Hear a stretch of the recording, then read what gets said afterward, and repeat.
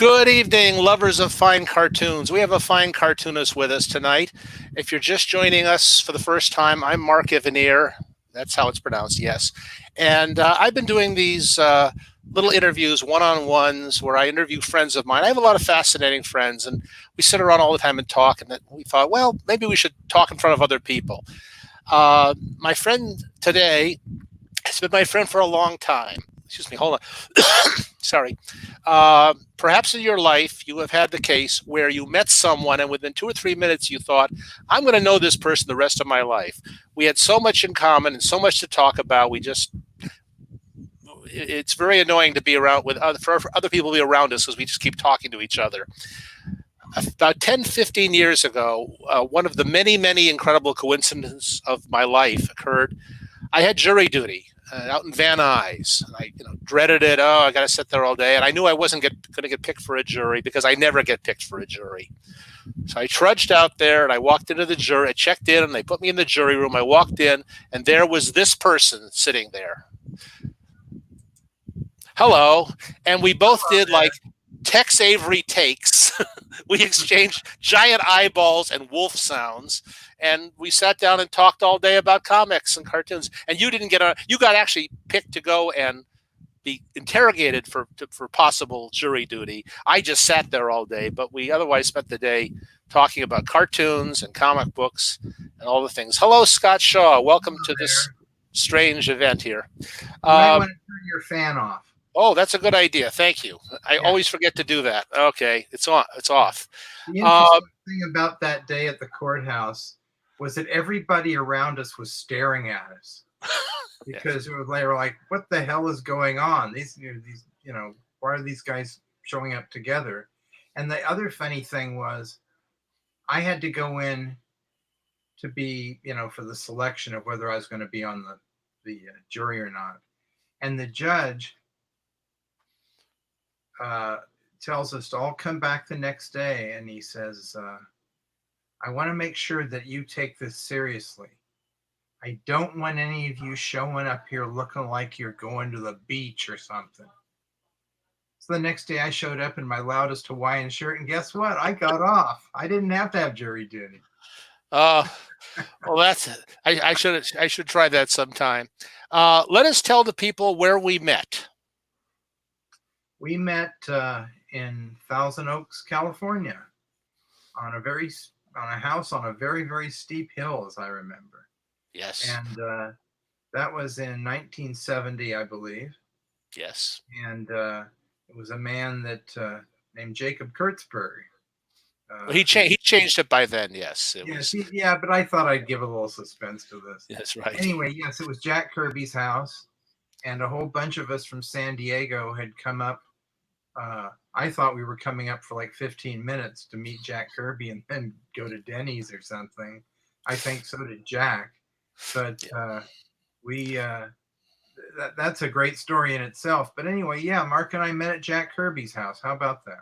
Yeah, I was working for Jack at the time along with a fellow named Steve Sherman. And ordinarily we would have been out there on a Saturday, but they for some reason we were going out on Sunday that weekend. And Saturday morning, I'm sitting at my home and Steve's sitting at his home, and I got this panic phone call from his wife, Roz. We're going to talk a little bit about a man named Shel Dorf. Shel he's billed as the founder of the San Diego Con, which is not exactly true. And we will be debunking that a little bit, I think, in the next hour. But he was certainly kind of a ringmaster, scoutmaster, or organizer of various things. And one of them was expeditions, field trips to go meet people like Forey Ackerman and Jack Kirby. And he had called Jack and Roz and said, I'm going to be in your area tomorrow, which was because he was going to the area and to see them. And he said, can I drop by with some friends? And they said, sure, thinking Shel would drop by for 15 minutes with, 3 guys. Instead, he dropped by with, how many people were in that expedition? I would say close to a dozen. Oh, I think it was more than that. I thought it was more like 15 or 18, something like that. Well, it But could have whatever. been. I mean, Yeah. I only Anyway, saw one guy there, you know. so she said, "Would you please come out and help me?" And Steve, I called Steve. We got Steve picked me up in his car. 20 minutes later, we were out there within an hour, and it was kind of, in a way, it was the first San Diego con. It was just at Jack Kirby's house, and everybody was in Jack's studio, sitting around the floor, sitting around or standing around, and everybody was gang interviewing Jack at the moment.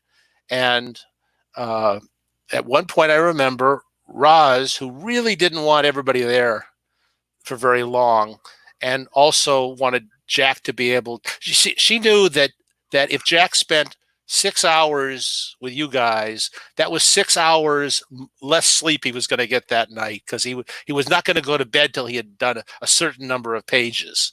Yeah. So I think, as I remember, she went up to Shel and said, Shel, could you ask the last questions, because it's getting next to lunchtime. And Shel said, "Oh, what are we having?" and you and Steve were the guys that were sent out for cheeseburgers. Yeah, we all went to McDonald's. Steve and I went to McDonald's and got big bags of. I think Roz said, "Go find the cheapest thing we can serve them," and we went to McDonald's and brought back the requisite number of burgers. And Shel was planned to stay there was going to stay there all day. And I was 7. I think I was it was 70. I was 19 years old, and I mean, nobody. None of us were coming up from San Diego were particularly mature, and yet it kept occurring even to me. It's like, this guy's got work to do, and of course, I'm not going to say, "Hey, let's get out of here," but at the same time, I'm thinking, how can he take this kind of time off? Because I knew he drew like 3 or 4 pages a day at that point. He was working on all the Fourth World stuff at the time. Right. Yeah. Yeah. Well, he was a very polite man. So was Roz. I mean, in truth, there were times when I drove Jack and Roz crazy too. I mean, it was not, you guys didn't have a monopoly on that at all. I annoyed the hell out of Jack at times without realizing. In hindsight, I realize that I caused him, some great headaches and concerns. But Jack and Roz were so nice that I've always been so grateful that Charlie Manson never came to their door, because they would have said, "Come on in, here, have a sandwich with us." They were so nice to people. They were so, I mean, they weren't dummies, they weren't suckers, but they immediately assumed, "Hey, you're a nice person like us." And you had to kind of prove pretty hard that you weren't before you were on their list, Anyway, by the way, I just take a peek at the chat. The folks in the chat room, save the questions for later, because they will scroll off after a while here, and I won't be able to get to them. But we've got here, my friend Roby Gorin is online right now. My friend Phil Geiger's there. Mark Marderosian's back. It's Floyd Norman, star of Pawn Stars. Kevin Siegel's there. Colin Pittman. A lot of our friends are online now. We'll have an honor roll going on later. So at this Saturday coffee clatch thing here was interesting, because I just met not only Scott, but I think John Pound was there that day. Was Dave Stevens at that one, or the later one? That was later. Yeah, that was later. I met Dave. I met Dave in almost the exact same circumstances, and I met all these people who were instrumental in putting on the first San Diego convention, and the second one, and the third one, and so on. And Scott, you were part of that mob. Now, how did you tell people how you got involved with that whole enterprise? Okay, I'll try to keep it short, because it's kind of interesting, but a bit long. I I grew up in San Diego, from New York City. I was a kid, but I grew up in San Diego, and went to a high school that was one of the schools that had this thing called the GATE program in California. It's called Gifted and Talented Education, which was odd because they never gave me any kind of art classes in the slightest. This was the whole thing to get all the smart kids together so we would beat the communists. and it still exists in some form. It's not called Gate anymore. But for that reason, not only was my high school huge, my graduating class had 1,200 kids in it, but we had a lot of smarties, which meant a lot of weirdos and a lot of kids that read comic books. And I was lucky enough to be the school artist for the school newspaper, so that kind of gave me a little bit of legitimacy. But still, this was 1966 to 1968. You still got beaten up for liking comic books, but there were enough of us that we kind of all became friends, and it kind of became a support group. And in that group was a science fiction author, Greg Bear, who's won all kinds of awards, and John Pound, who helped create the Garbage Pail Kids and done all kinds of paperback covers and comic book art and stuff. Roger Friedman, who's a scientist, Dave Clark, a number of guys. And I wound up going to college in Point Loma at Cal Western University. Got a crazy scholarship there. Apparently, they needed a cartoonist for the paper. But I met in nearby Ocean Beach, which is still considered kind of a hippie town. In the main drag there was a bookstore that was run by a guy named Ken Kruger. And we started to get to know him.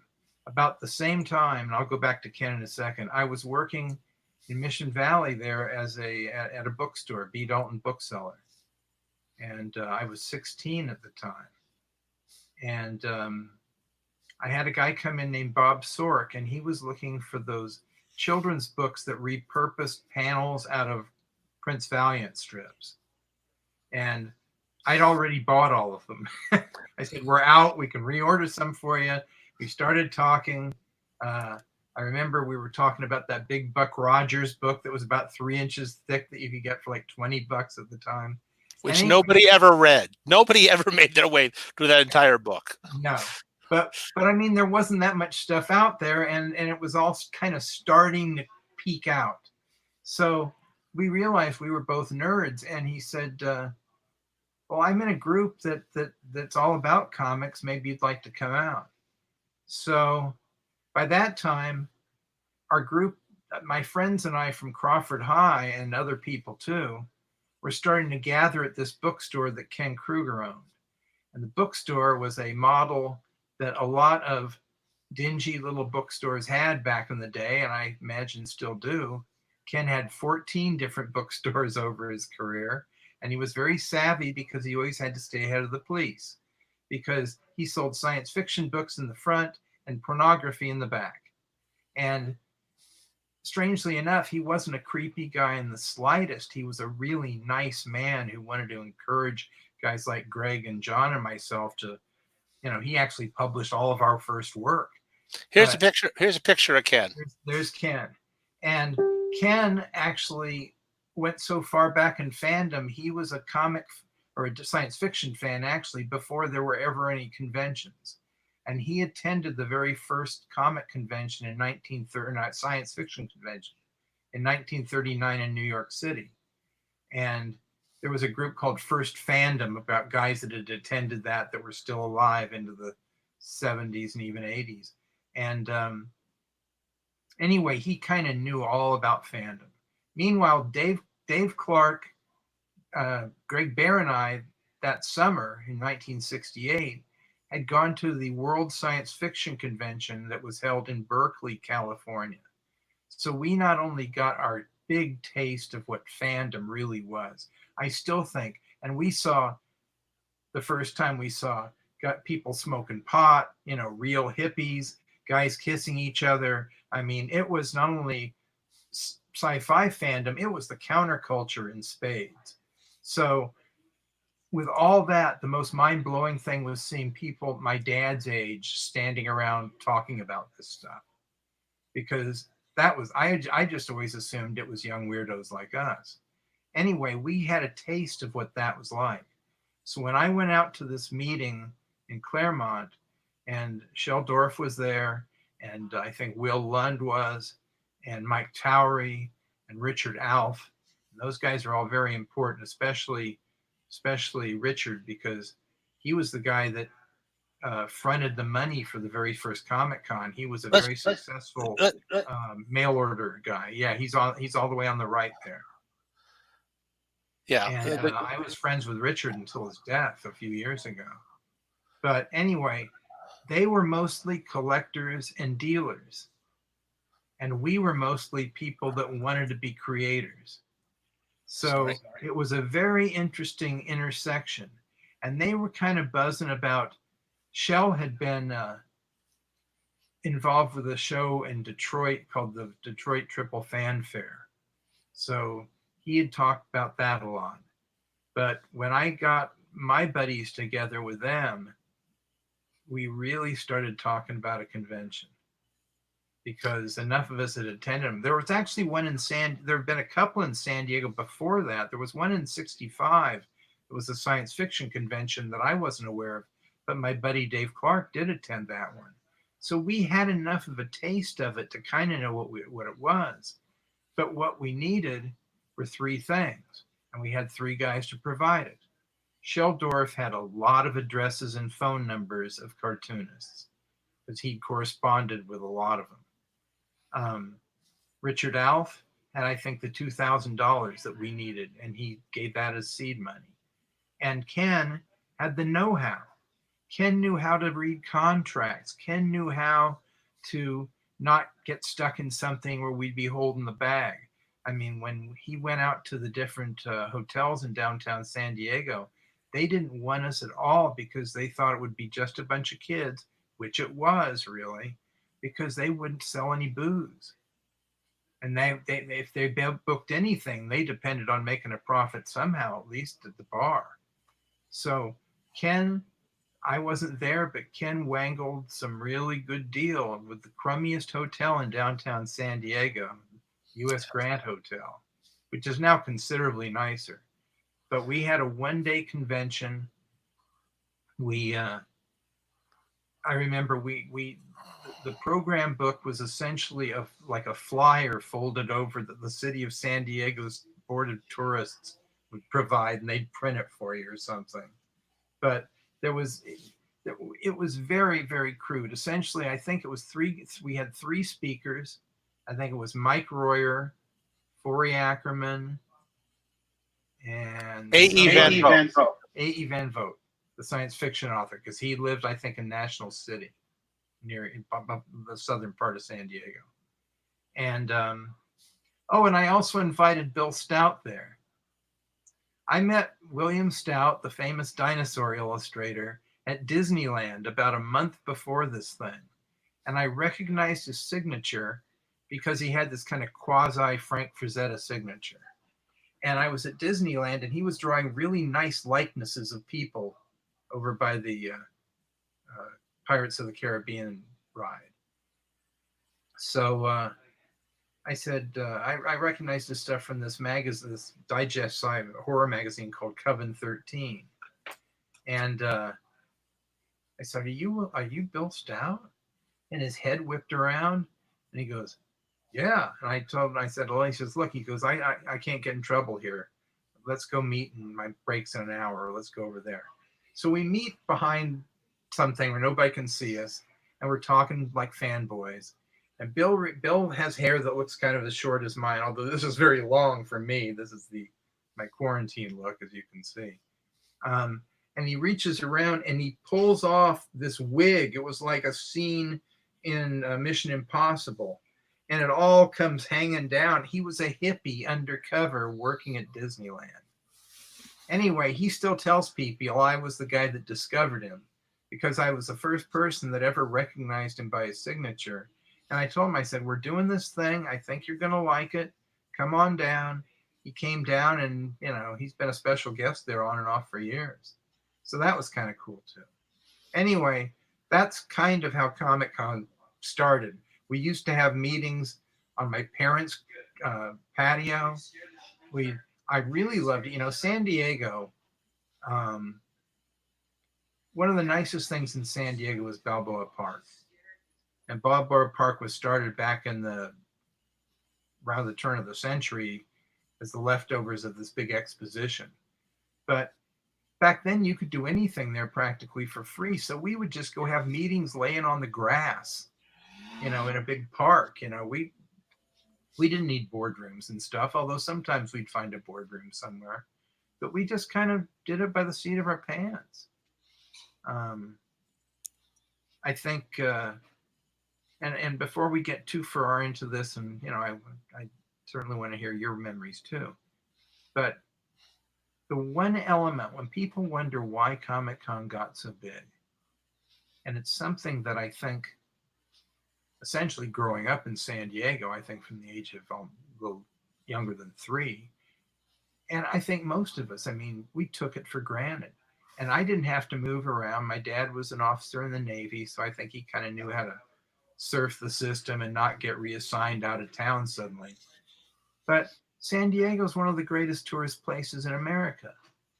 And once I became a professional and started talking to the seasoned professionals, I realized we had Jack Kirby. That sent out a great message. Then we had Neil Adams a couple of years later. He went back to New York, I'm sure, and maybe even Carmine did, and said, hey, they treated me really well. I had a good time. I went to the zoo, whatever. But the reality of it is, back then, most of the comic business, except for underground comics, was still out of New York City. So we've got all these cartoonists who are hunched over their drawing boards, and they're constantly, no, I can't go to the school play, the class play. I've got to hit this deadline, It's constantly disappointing their family. Suddenly, hey, let's go to San Diego. I can go to this Comic-Con thing. We can write off the expenses on our taxes and have a great time.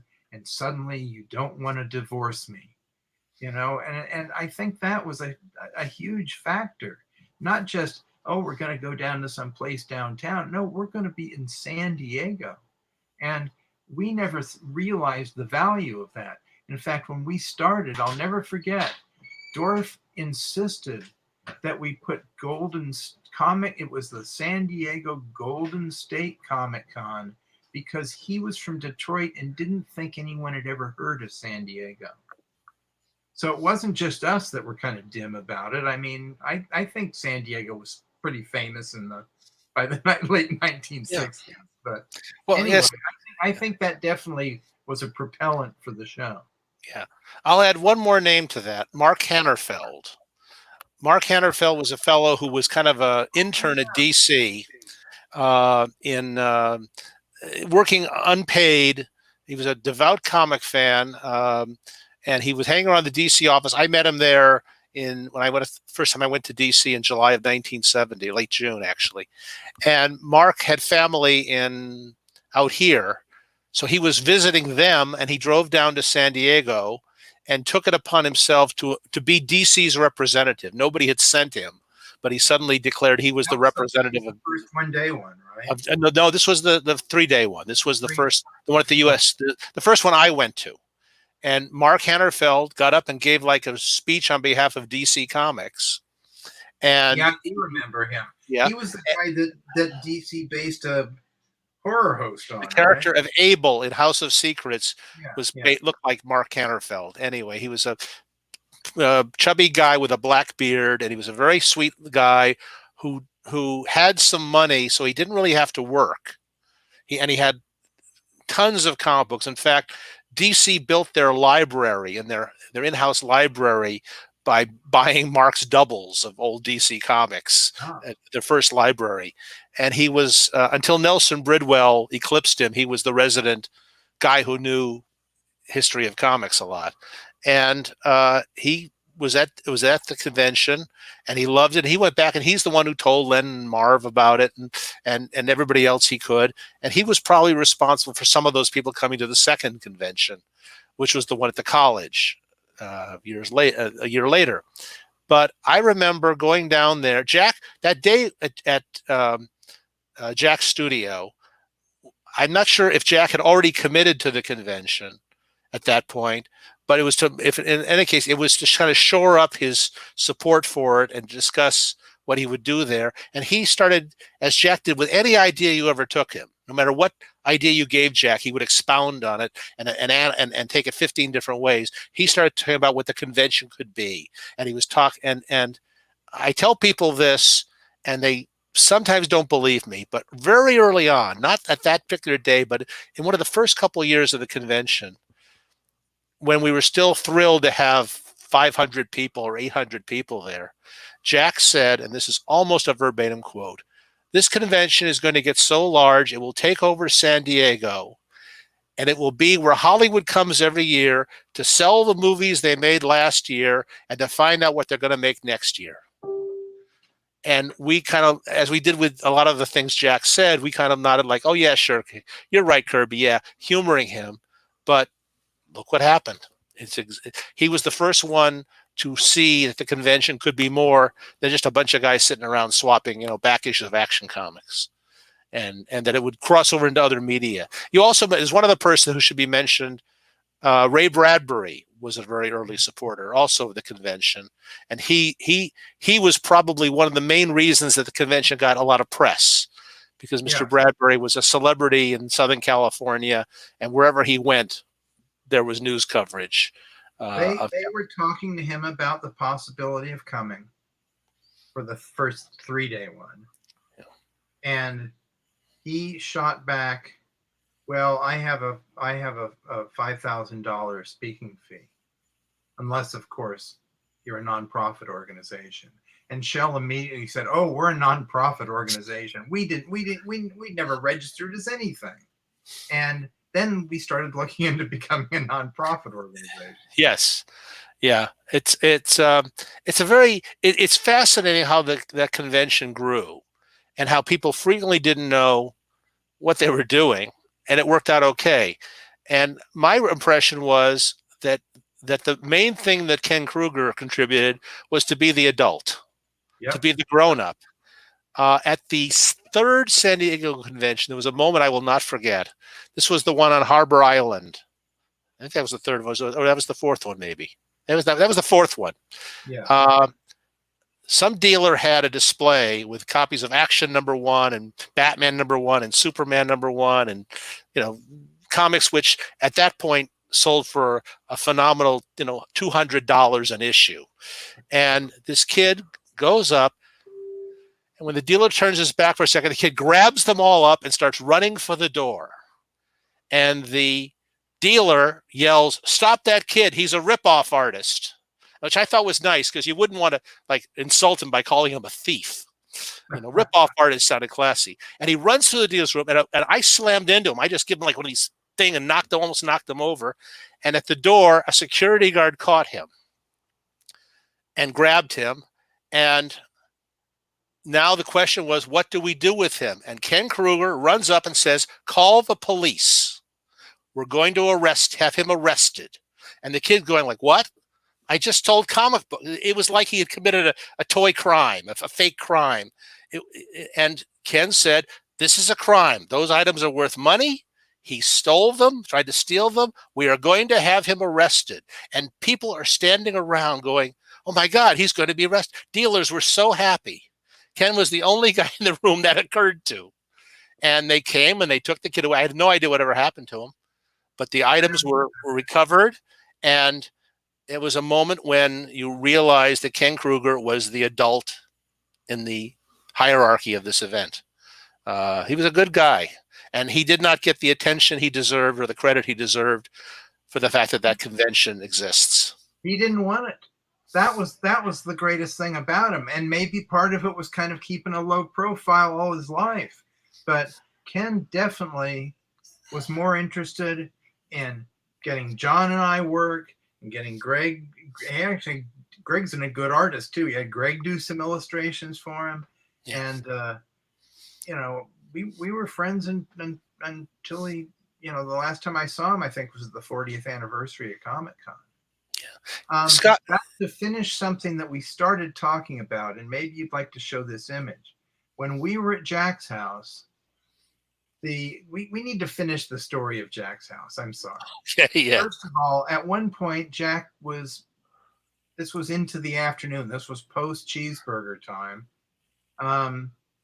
he said he was talking about it was kind of a question and answer thing, and I remember we're all kind of huddled around, and Jack's sitting at his desk or sitting on a chair, and he says I can turn anybody into a character, anything into a story. He goes, I could even put you guys in a story, and we immediately all went, okay, like it was like he was a SEAL trainer and had just pulled out a big mackerel, and we're all like, yes. And I mean, not that I'm the greatest, but I was noticing everything that was going on there, because I was thinking, boy, we're blowing this. But I noticed this kind of shadow pass across Jack's face, almost fit like 5 seconds after it left his mouth. It's like, what the hell have I said? Because, but he was good to his word, and we turned up in 2 issues of Jimmy Olsen. Do you have that? Yeah, that was he gave us. I guess if I do this whole thing as one big full-page thing, that'll shut the little brats up. But no, he brought us back. And let me see. I'm going to put my glasses on here. Well, the guy at the far left is Bill Lund. Yes. If I'm not mistaken. You're the one with the long hair and mustache. He goes as Will Lund now. Yeah, you're going. You have the quarantine stat on the left-hand side. Then that's me with the long, luxurious hair and the mustache. At least the mustache is coming back. And I'm playing my cosmic oboe there. And then we go to John Pound, and he looks like he's playing some sort of harmonica. He's the guy with the glasses. Yeah.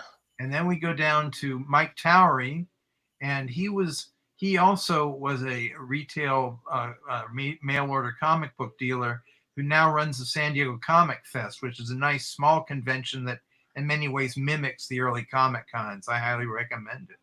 And then the last guy wearing the goggles, that's Roger Friedman. He's one of the, both he and John Pound were from the Crawford High gang, and Roger's now a physics professor at UC Santa Barbara and writes lots of textbooks. So, and Will's an actor and an author. So, I mean, we're all doing stuff still. It's great. Let's go back to this photo here. I took this photo on a stairway at the El Cortez a few years later. And that's Richard Elf on the far right. Scott's in the front. That's John Pound on the far left. Roger Friedman's the guy with the straw hat. And that's Mike Towery right behind Roger. And that's Dave Clark. I'm sorry. That's a guy named William Carone, who I don't know. William Carone, that's right. He was Bill Carone, that's right. Aspiring artist as well. Right. I love this photo because I look like the hippie Sergeant Bilko here. Yes. I look like I know something, which is hilarious because, as we all know, I don't. But anyway, now Scott, that day at Scott, let's go back to that day again one more time at Jack's house. We need to finish that up. Okay, but here's what I want to talk about here. At what age did you think I want to make my living drawing funny pictures? Well, I don't know if I was thinking about a living, but certainly by 5. All right. I mean, I want to grow up and draw. And by the time you were in your teens, you were very serious about becoming a professional cartoonist. Absolutely. Okay. Now you had met professional cartoonists before you met Jack. You knew Gene Hazelton, I believe, did you? Hazelton, who ironically was the guy that drew the Flintstones and Yogi Bear newspaper features. And I also knew Bernie Lansky, who I would meet with every Thursday at the Jewish Community Center, and he'd look at my latest batch of stuff. He was the uncle of one of my classmates, and both were really nice men. That's why it was such a shock to meet Neil Adams. Well, we'll get to Neil, but I met Jack in July of 1969, and I look back on that day, as I look back on certain days of my life, maybe 24 different ones, and I think to myself now, my life changed that day. That day was very important in what happened to me and was very significant. How was the day of meeting Jack for you? What did it mean to you to be in the studio of Jack Kirby, a man whose work you had admired, and to have him look at your work? You had brought some of the cartoons you'd done for the school paper and such, and he gave you a certain amount of encouragement and praise. I'll tell you, the biggest thing about that day had been set up a couple of years earlier, really, because I loved funny stuff, but I love superheroes too. I loved all cartoons. And Jack was my favorite superhero guy. And then Not Brandette came out, and I saw that this guy could draw as funny as he could draw super. And I'd never seen anybody that could flip that way. So he went from being my favorite superhero artist to one of my two favorite cartoonists, and they're still my two favorite cartoonists, Jack Kirby and Gilbert Shelton, the guy behind Wonder Warthog and the Freak Brothers. But seeing Jack, it was just like I almost was kind of quiet around him, but I wasn't. But I was just so in awe of the guy because, as we both said, Mark, many times, Jack isn't just kind of a glad-handing kind of guy. If he's going to have a conversation with you, I mean, he can be very funny and very, easygoing, but he kind of wants to make sure that he especially with younger people, I think, always wanted to kind of give you something of worth, tell you something, put a new light on something, tell you don't get in comics kind of wisdom, whatever it was. He was not just kind of a flip guy. He was very sincere. Yeah. And so being around him really made it a thing. And by the way, at one point I kind of got him alone, and I said, Jack, I said, or Mr. Kirby, I said, you're my favorite cartoonist, and I know you're really busy, but if there's any way you could ever send me a drawing, God, I wish I'd sent you a copy of it. We could show it. He sent it to me 2 weeks later. It's a pencil drawing of King Kong, but his head is like elongated, like one of those. I've seen it. Yeah. The guy that guards the queen, and he's strangling me. And there's a biplane that's saying this isn't San Diego, and he's wearing a wristwatch that says kill on it instead of numbers. It's like Jack didn't know me, but somehow he realized King Kong was my favorite movie and that I like really weird stuff. And his sense of humor has just always killed me. And it was just perfect Kirby humor, because the logic of Jack's humor is unlike any other humor I've ever seen. It's like he connects things that don't belong together, and it makes it very funny. That's like the secret of everything he did. He putting associations. No, he, and the thing that was also interesting, Jack had stopped doing sketches for fans for the most part because of a couple of times when he would do a sketch for someone and they would immediately turn around and sell it. And Jack had had enough in his life of making other people wealthy. So he kept vowing not to do sketches. I didn't ask him for a sketch because I knew that was one of the things that bothered him. I didn't ask him for a sketch ever in my entire career with him. He gave me some on his own, but I never asked him for one. But where he would make someone a sketch was if he felt he would change that person's life with it. If you had just said, oh, I think your drawings are neat, I want one, he wouldn't have gotten one. But he saw you as a cartoonist. He saw you as a budding cartoonist, a professional, and he knew that that would have some impact on your inspiration and career. And that is why he did that drawing for you. I remember that day, there were kids, my friends, I'm not like I was the adult, I wasn't, who were saying, oh, it was kind of like those letters in Marvel Comics. Oh, you're like, Leonardo da Vinci or something. Oh, you're the so-and-so. And when I had him behind, I said, you're my favorite cartoonist. And I didn't realize that was how Jack liked to describe himself. He, to guys that draw cartoons, that's all we need. We don't like, he's a graphic novel creator or something. No, cartoonist sums it up. It's even got 2 O's in it to make it a little more fun. So, cartoonist is, if you're going to, you might want to put Bizarro #1 sign on me, but really cartoonist is all I really need. Yes. Well, he was, and the other thing is Jack liked cartoonist more than artist, or certainly more than illustrator, because illustrator and artist suggesting that you're drawing other people's ideas and you're just giving, you're taking somebody else's novel and doing illustrations for it. And Jack was not interested in doing other people's material, generally speaking. I mean, he did it over the years. He wanted to always draw what he felt was in his gut and his brain, and if you gave him an idea and he was drawing your idea, he would still put his own spin on it to make it personal to him, because he thought of himself as a writer first and an artist second, and not even a close second. It's one of the things that I think some people don't get about Jack. When I see people arguing over, who's drew the better Silver Surfers, John Buscema or Jack Kirby, I don't think those two guys had the same job description.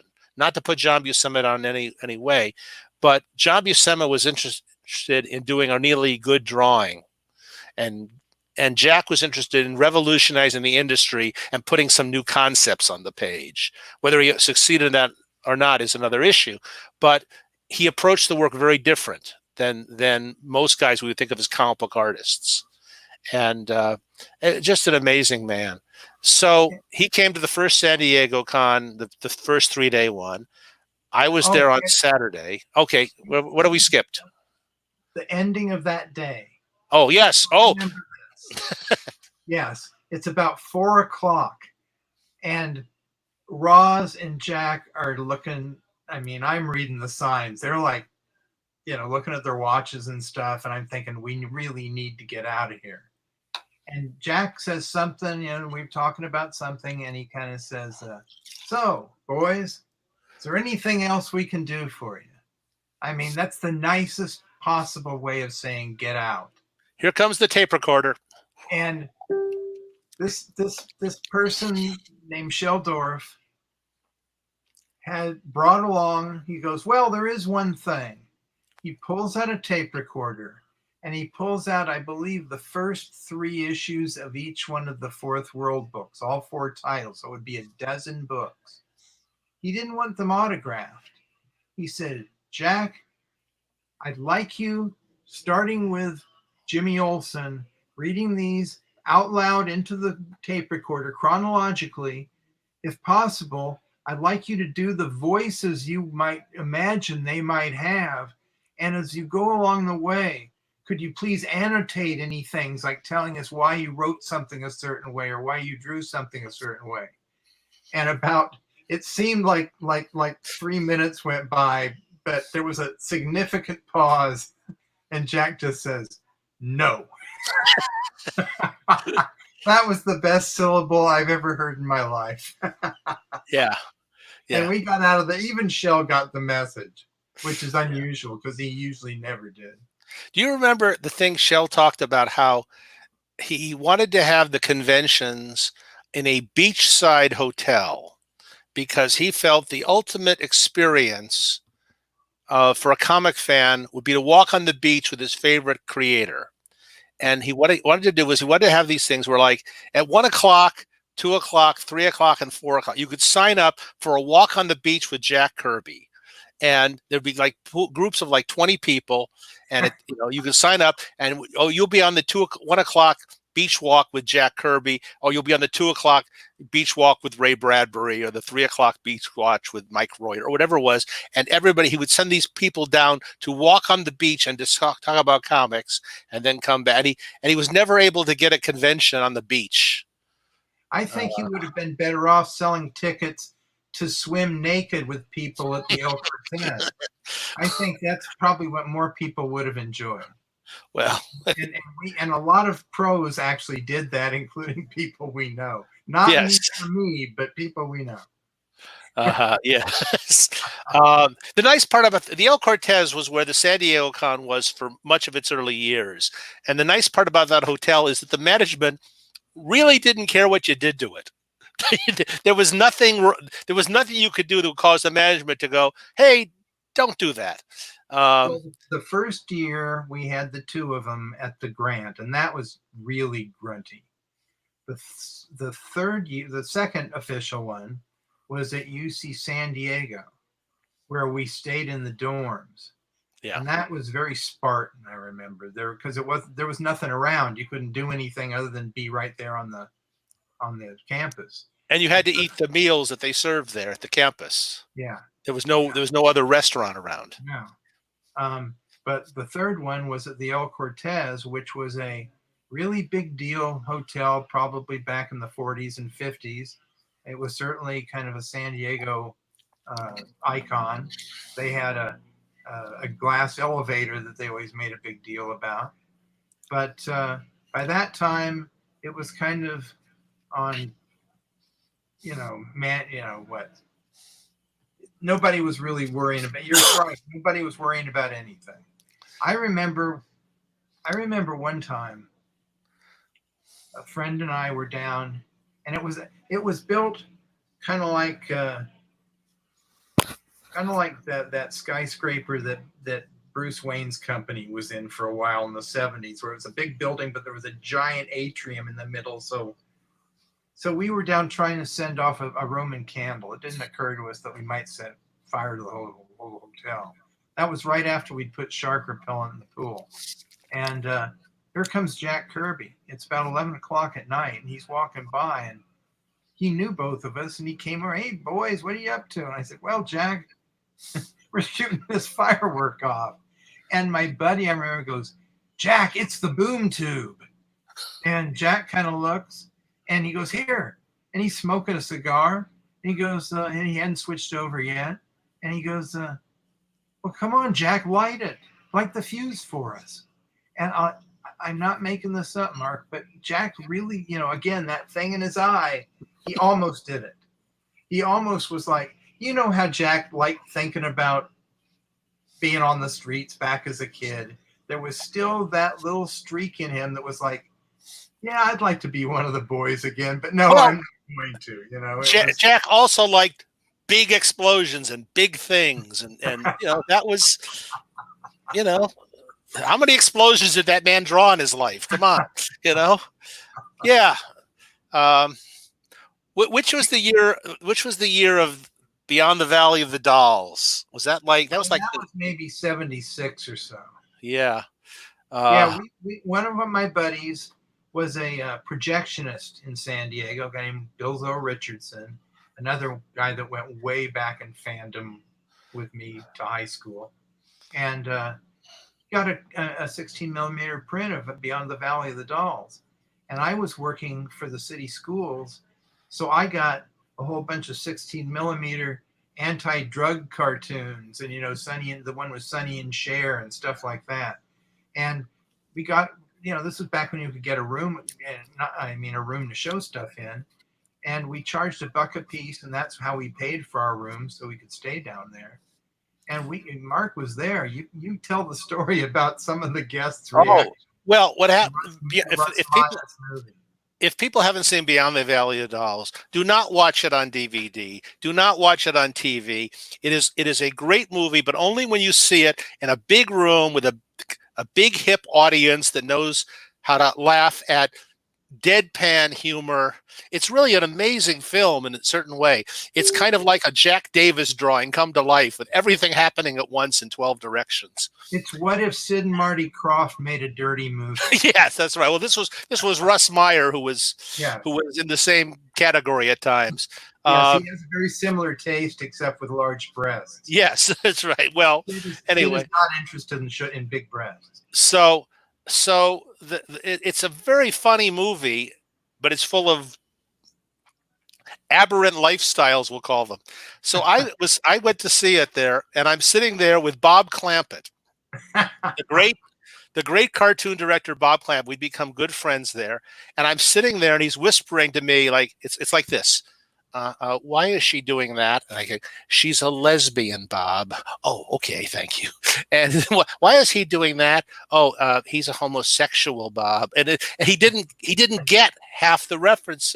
I said, that's a drug reference, Bob. That's drug slang, And so we're going on this movie, and the movie gets weirder and weirder and weirder. And we're about 2 reels from the end, whatever. And suddenly the fire alarm goes off at the El Cortez. It's now like 2:30 in the morning, and or something like that. It was maybe 2 in the morning, and it's terribly loud and piercing. And I remember that absolutely nobody thought there might be a fire. Everybody was like, "Okay, who set the fire alarm off to cause trouble?" And you go out, and there were these balconies, and all of a sudden, all the guests are out on the balcony in their underwear and their pajamas, going, "What's going on?" And for like maybe it was 20 minutes,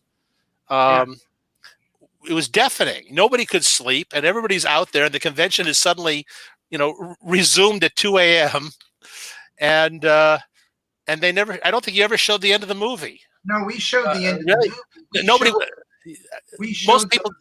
Yeah. Go ahead. Educational things after it. Even in fact, the sun was coming up, and the only people left was me, the projectionist, and Theodore Sturgeon and his wife, the science fiction author. And they said, "Is that all?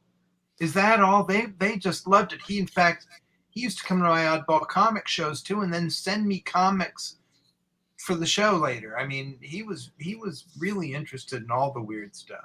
Yeah. So anyway, I didn't go back for the ending. A lot of people didn't. So the next day, Marv Wolfman and I did a panel, and we're waiting to start. We're sitting up there waiting to start, and the panel's supposed to start at 3, and it's like 10 minutes to 3, and people are filtering. And I said, "Any questions before we start?" And somebody said, "Do anybody here know how Beyond the Valley of Dolls ended?" I didn't see the end, and I stood up there and I explained the whole ending of the movie. When people were looking at me with that Springtime for Hitler look because they didn't believe. It's impossible to summarize the ending of that film. Roger Ebert's greatest contribution to film. So. Speaking of Bob Clampett, I have a great first Comic-Con story for Clampett, because that's how I became friends with Bob and his whole family. In fact, that's how I became friends with so many professionals. I mean, I think it helped my career, but more than anything, I think it helped me understand what the people were like that I would be working with someday. Maybe not those specific people, but how professionals really acted and thought. Anyway, this was, I believe, the first Comic-Con, the 3-day one. And this was when those smiley face buttons were everywhere, the big yellow smiley face. So I made a shirt that had one that was kind of snarling and had fangs. And I made it myself with fabric paint. There's a top of it there. I think that's So this wasn't the early one. This was 76. All right. And it said "fuck off." And I'm like thinking I'm being, I'm edgy, I'm underground. And Bob Clampett sees and he says, "How much for that shirt?" And I said, "Mr. Clampett." "No, I'm Bob." "Yeah, I know, but no, I'm just wearing this to be funny." He goes, "Yeah, but I want that shirt." I said, "Well, I'm not going to hear." And I'm not kidding. In the middle of the dealer's room, he didn't take his shirt off, but I just peeled mine off and gave it to him, and he put it right on and was strutting around the room like, man, Bob showed that he was a smart guy. He had a whole side of him that we knew about but rarely saw, where he managed to model his career. So he became probably the first of all those guys to have his own thing. I think that's one reason a lot of people were jealous of him. But Bob also was still an 8-year-old, and he liked hanging out with us boys the same way Ray Bradbury liked hanging out with us boys. And a lot of those guys did, because they saw themselves in us. We hadn't quite figured it out yet, but they could see we all had that energy and goal and enthusiasm. And, we hadn't been screwed enough times to be sarcastic about everything. And that's how we got to know a lot of those guys, because, we were kind of like, the kid gang of weirdos, but we all had goals. So that made us kind of in the club. Yeah. I think the fresh professionals that we met had to make a decision. They had to either decide, I want to be one of the guys, or I want those guys looking up to me. They couldn't have both, really. They had to be either buddies or teachers or idols. And then there was Carmine, who said, "I want them to be scared of me." Well, there were a lot of strange reactions people had to having fans. There were a lot of these guys who didn't know how to cope with someone asking for an autograph or asking them about their work sometimes. And one of the reasons I wound up doing panels for the convention, hosting panels, was that they would get somebody like, Al Williamson and say, go to a spotlight in room, 8. And he'd go, "I don't know how to talk. I don't know how to do this." And he'd ask me to interview him and teach him how to ask him the questions that people wanted to hear. And that's kind of how I started doing panels, because a lot of these guys were not natural public speakers, nor did they quite understand what the fans wanted to talk to them about, what they wanted to hear about. Well, not only that, but I think most creators are uncomfortable promoting themselves. You know, we're going to sound like assholes up there. Yes, and then I did this, and then I did that, and hey, look at this. Isn't that great? But if somebody's talking to you and guiding it, then you're just answering questions. You're not boasting. You're not, making a big deal out of it. Okay. I'm going to move us off the Comic-Con topic because I know some people want us to talk about Hanna-Barbera stuff here. But before we do, I want to go through a few illustrations here we have. Scott, you drew the picture on the left. This is an ad for the first San Diego Con. Yeah, let me talk about that in particular for just a second. People gripe about Comic-Con, not being about comics anymore. And I can understand why they think that. But check out this poster if you can. First of all, at the time, I thought, okay, nobody really knows comics. Superman's the best known superhero. I'll put him in the center. I'll make him real big. Then I thought, okay, well, I got to represent animation. Well, I did a swipe of a Mickey Mouse image that everybody knew. And then I thought, okay, well, we need to have comic strips. So I put Snoopy up top. Everybody knew Snoopy. And I put Beetle Bailey in there because I was a big Beetle Bailey fan and I knew I could fake a relatively decent Mort Walker. And underground comics were starting to be a big deal. So I've got Mr. Natural. And then for the real hardcore fanboys, I put in Irving Forbush because, again, I knew I could draw him.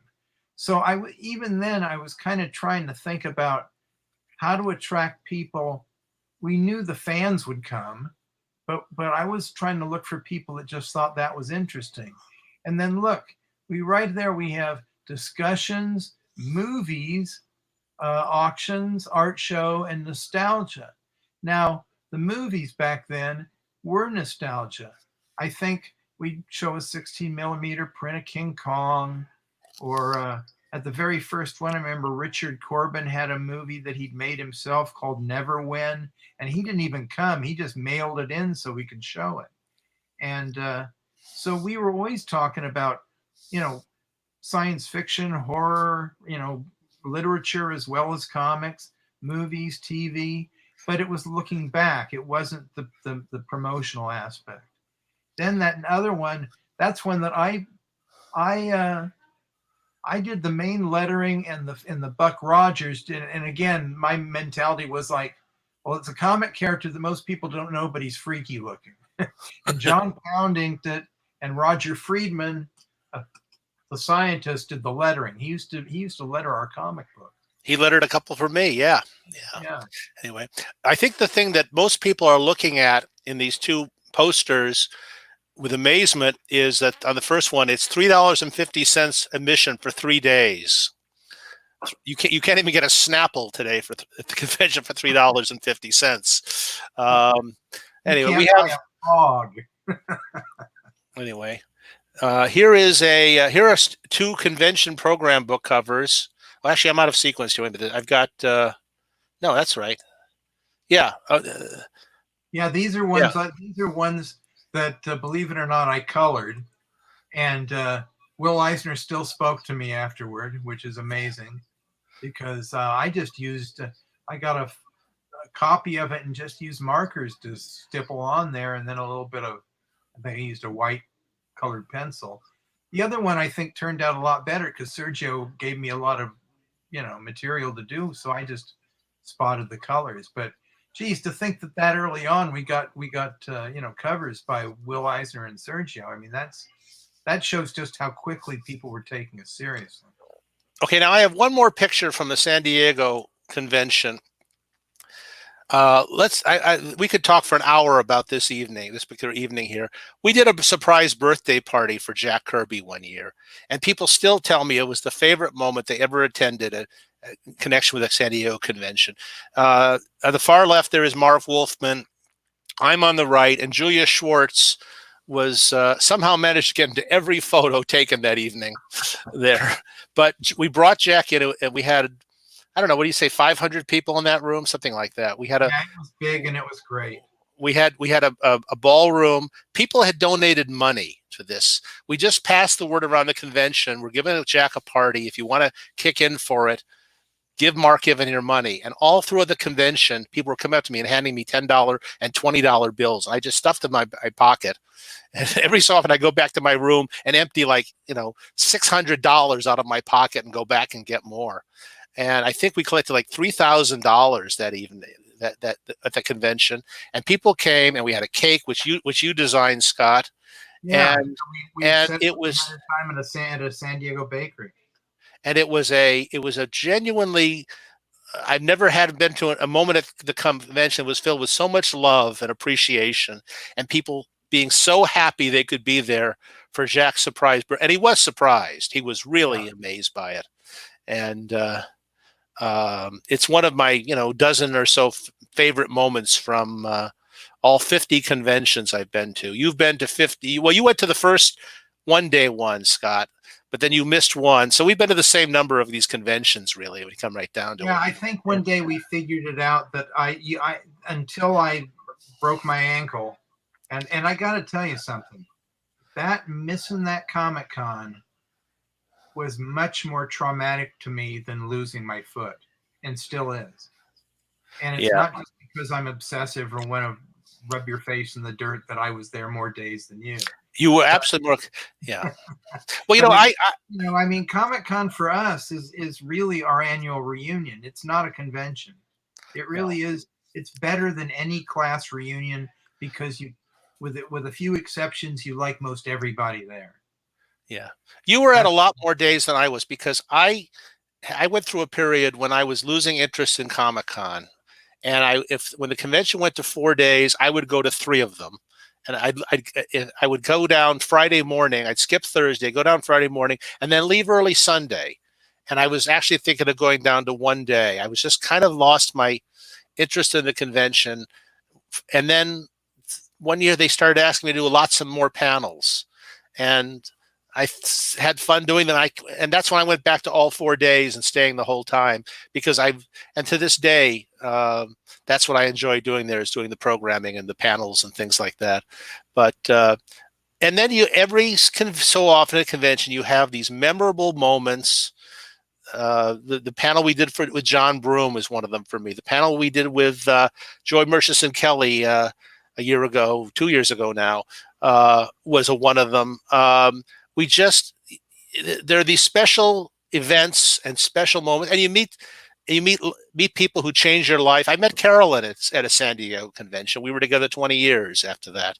I know there are people who go there and the whole convention to them is about finding that lost issue of Batman they wanted. And there's the other people who go there and they really want to see if they can get a job someplace in comics. Nothing wrong with any of that. But the thing that has kept me going back there every year is that something fascinating, interesting happens. I meet somebody fascinating. I have a wonderful conversation with someone. I have a wonderful bonding moment. We have a program item that people love and enjoy. And I just remember the 1 year that we tried to share a table. I couldn't sit behind it. I just couldn't. Yeah. I cannot sit behind a table at the convention. It drives me nuts. I will not go to a convention if they expect me to sit behind a table. I have to be wandering around and or doing panels. The one thing that's harder and harder to do, which was always number one on my list. What's that? Meet cartoonists older than me. Oh, well, there are still some. Cartoonists tend to, because we enjoy what we do, I think we live longer.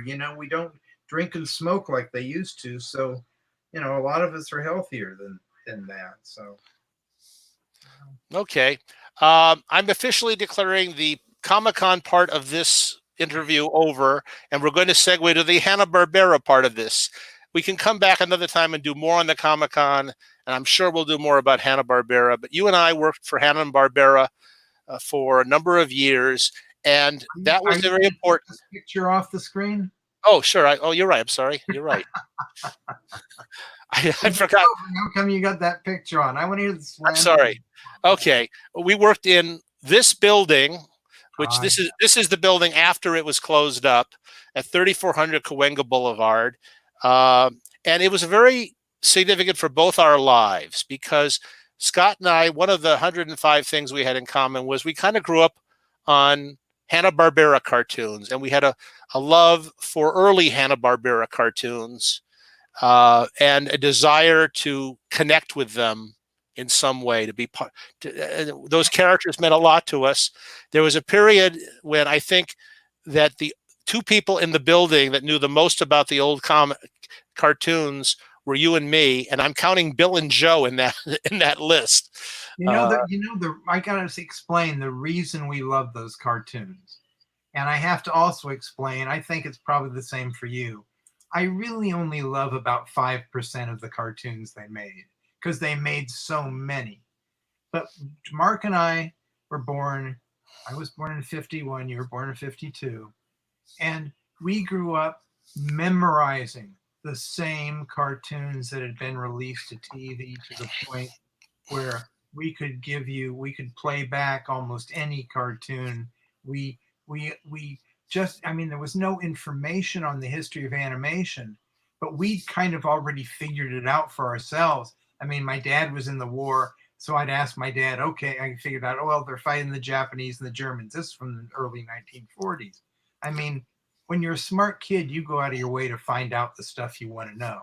So we'd kind of taught ourselves all about Farmer Alfalfa and the Popeyes they released and the batch of Warner's cartoons. But by the late 50s, we were getting pretty damn sick of them. And suddenly here comes the cavalry between Hanna-Barbera and Jay Ward. And Hanna-Barbera was the more prolific of the two studios. And that's, I think, one reason we love that stuff so much, because it was like, oh my gosh, here's some stuff that's actually talking about our generation and the stuff that's going on around us. And it was all pretty hip writing too. And I mean, that's what sucked us in. Yeah, I loved the voices in the cartoons tremendously. We've talked about this on the Cartoon Voices panels. My love for Dawes Butler and Don Messick and other people from that generation a lot. But those cartoons had a lot to do with me wanting to be a writer, because you could see a story being told very simply. They were very simple, straightforward cartoons. And like Scott, I like a limited number of those cartoons. I might like a few later than you did, but they stopped being wondrous to us, and I hope they were wondrous to the kids who were 9 at the time. We may have outgrown them to a certain extent, but I think the studio also became too much of a factory. But I went to work for Hanna-Barbera in the mid-70s, and it's a very long, complicated story, but one day I was writing the Hanna-Barbera comic books. Hanna-Barbera comic books, when we grew up, were published by Dell Comics and then by Gold Key Comics, which were both comics produced by a company called Western Publishing Company, or Western Printing and Lithography. Dell had nothing to do, actually, with the interiors of those comics. They just published them. The books are assembled by Western Publishing employees, Western Publishing freelancers paid by Western Publishing. Western had the rights to the Hanna-Barbera comics, not Dell.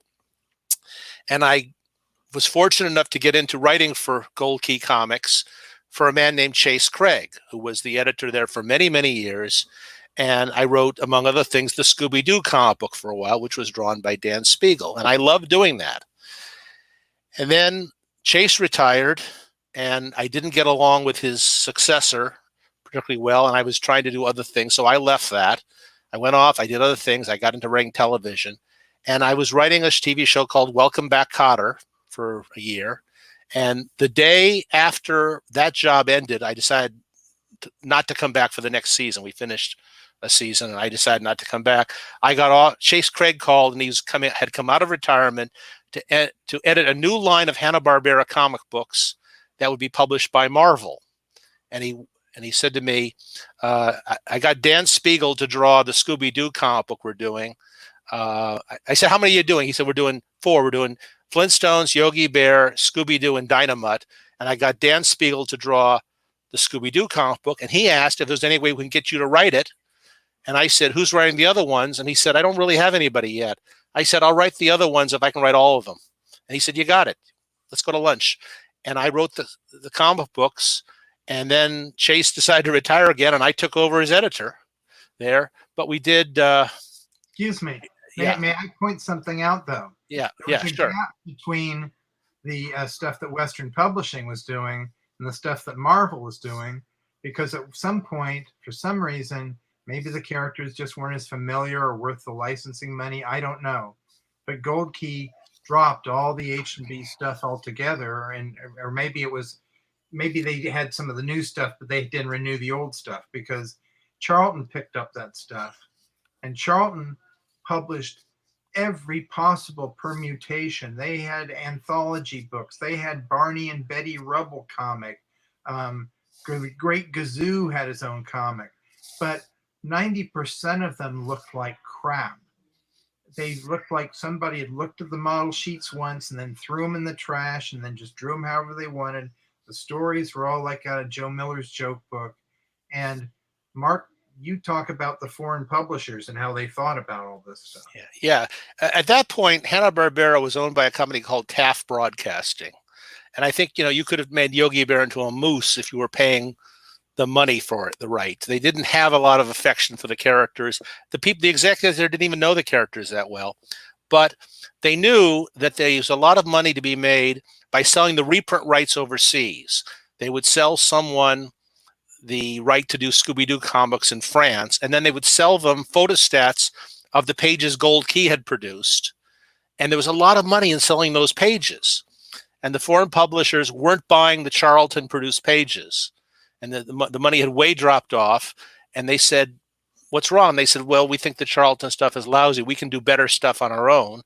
So it was decided to start a Hanna-Barbera comic book division and produce the comics out of the studio using, to what extent possible, artists who had worked for Western Publishing and artists who worked in the studio. And they hired people that had worked for Western already worked in the studios. Right. Yeah. Yes. Because there was a difference between having the Hanna-Barbera comics done by Western Publishing that was about a mile away from the Hanna-Barbera studio, and which already was employing a lot of guys that worked back and forth between both companies, and having them done in Derby, Connecticut by the lowest paying company in the business, which is what Charlton was. So Chase Craig was hired out of retirement and to start putting this whole division together. And I came in and we did, this is the Flintstones, the first issues of the Flintstone and Scooby-Doo comics. That's Roger Armstrong drawing the Flintstones and Dan Spiegel drawing Scooby-Doo.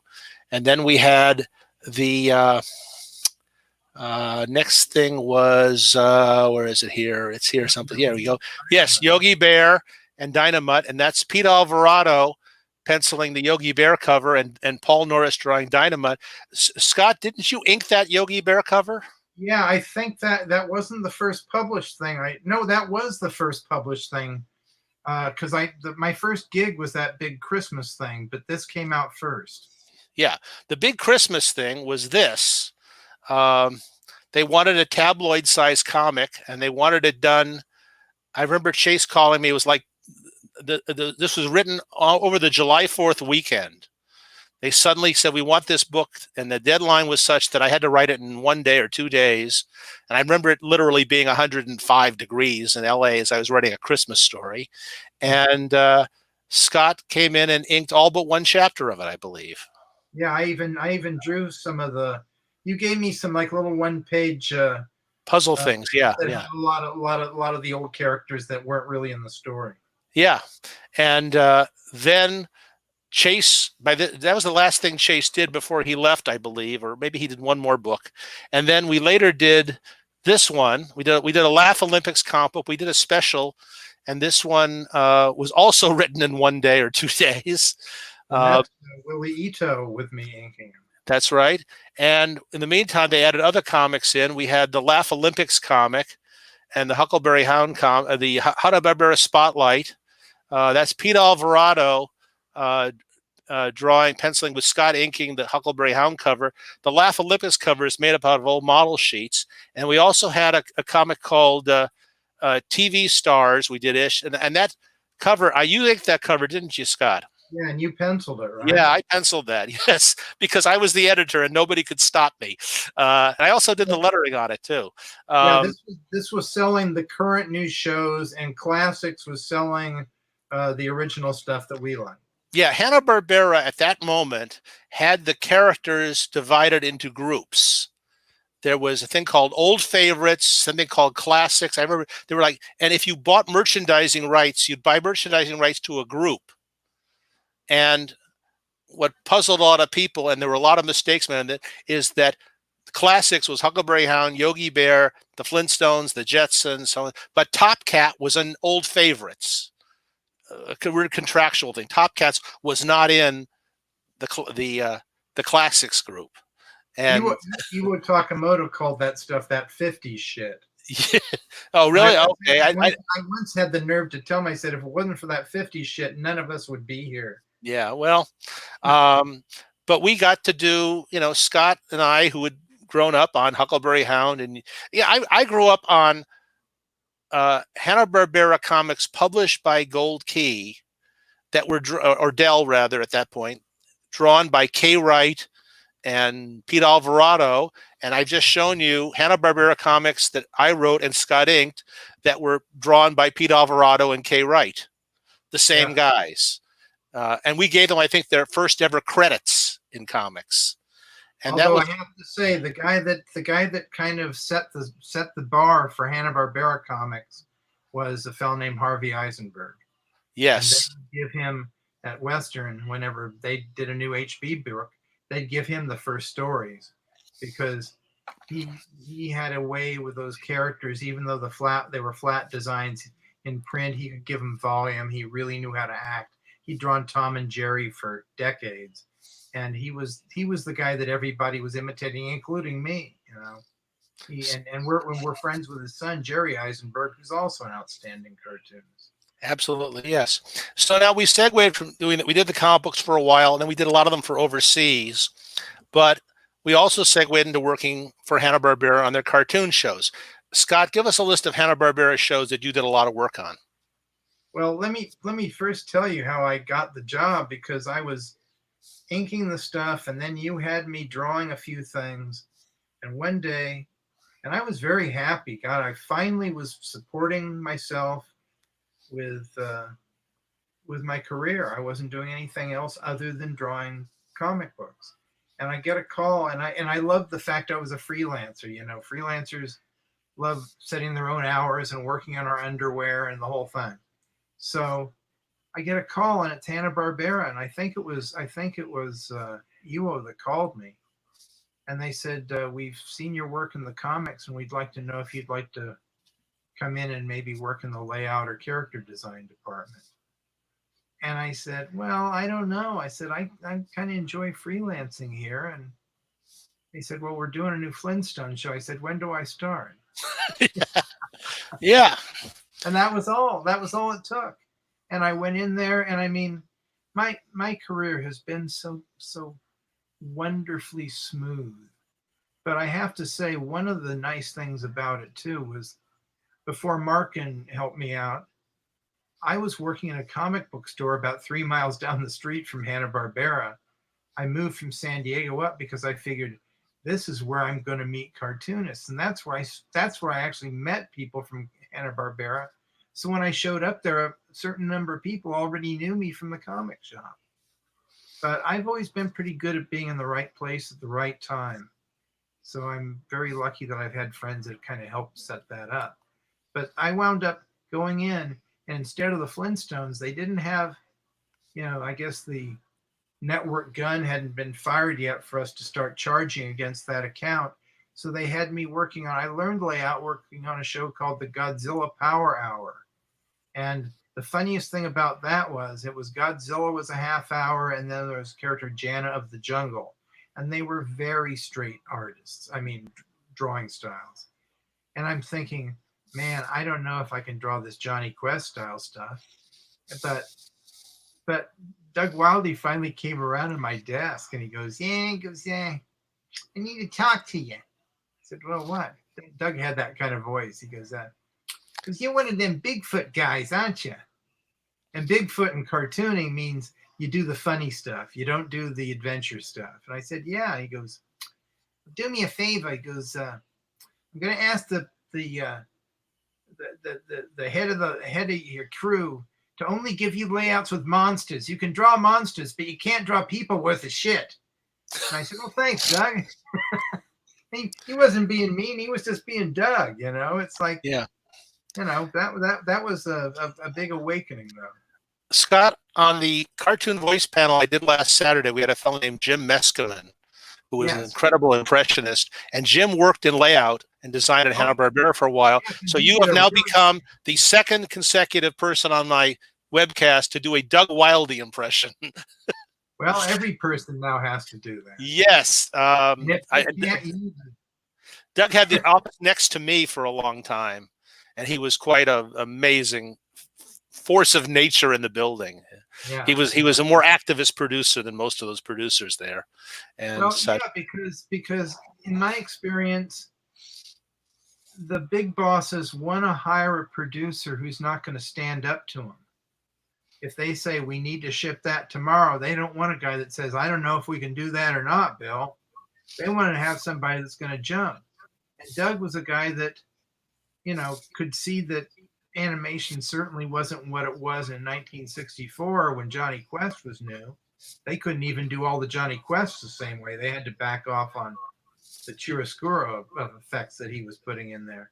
But Doug was very much a guy that fought for his project no matter how mediocre it was. And it was. he was an amazing fellow. There were a lot of amazing artists in that building. You know, if the cartoons had been as good as the artists, we could say we liked all those Hanna-Barbera cartoons. Because, you know, I mean, you had somebody like Owen Fitzgerald drawing Super Friends. You know, I mean, what a waste of talent, really. I mean, I know people out there love Super Friends, but that wasn't really what Hanna-Barbera was, you know, set up for. You know, they were better at doing funny stuff. Well, they were, by that point, they were set up for whatever the network would buy. Yeah. And that was one of the fundamental problems. No matter, there was no idea so terrible that if a network would order 13 episodes of it, they would say no to it. There were actually there were a couple of times in Hanna-Barbera history when they thought of turning down a network order and saying, for some reason, for whatever the reason is, we will not accept that deal. We will not do that show. And they never would follow through with that. They said yes to everything. Here's an explanation. Yeah. A lot of people wonder about a lot of those Hanna-Barbera shows from, say, the mid-'70s through the '80s. And we both know how these mutant shows got sold. They'll go in and say, you know, they'd go in sometimes and show a half dozen projects that they're trying to pitch to the network. And the network, after a while, I think, were kind of dicking with them a bit. And they're going, well, I don't know. I like the thing about the robot dog, but I also like the thing about a kid that turns into a big piece of caramel. And I like both. And Joe would say, don't worry, we can combine them. We can turn that into a show. There was a show called The Partridge Family, 2020? 20, yeah. Yeah, I wonder where they are right now. But anyway, that was a combination of a Jetson show and a Partridge Family show, and they said combine them, sure. And you know, we had Fred and Barney Meet the Shmoo, and that Casper and the Space Angels. That was two shows. Yeah, that was two shows put together. Joe Barbera was an amazing man, and we got to talk about him a little bit. Yeah. And Joe Barbera was a fabulous salesman. He was a guy who and I think once he had sold the studio, he believed his job was to sell shows, and that Taft would keep him in position there, and keep him running the studio as he had, as long as he continued to sell as many shows as possible. I think he felt that his future with the studio had something to do with that.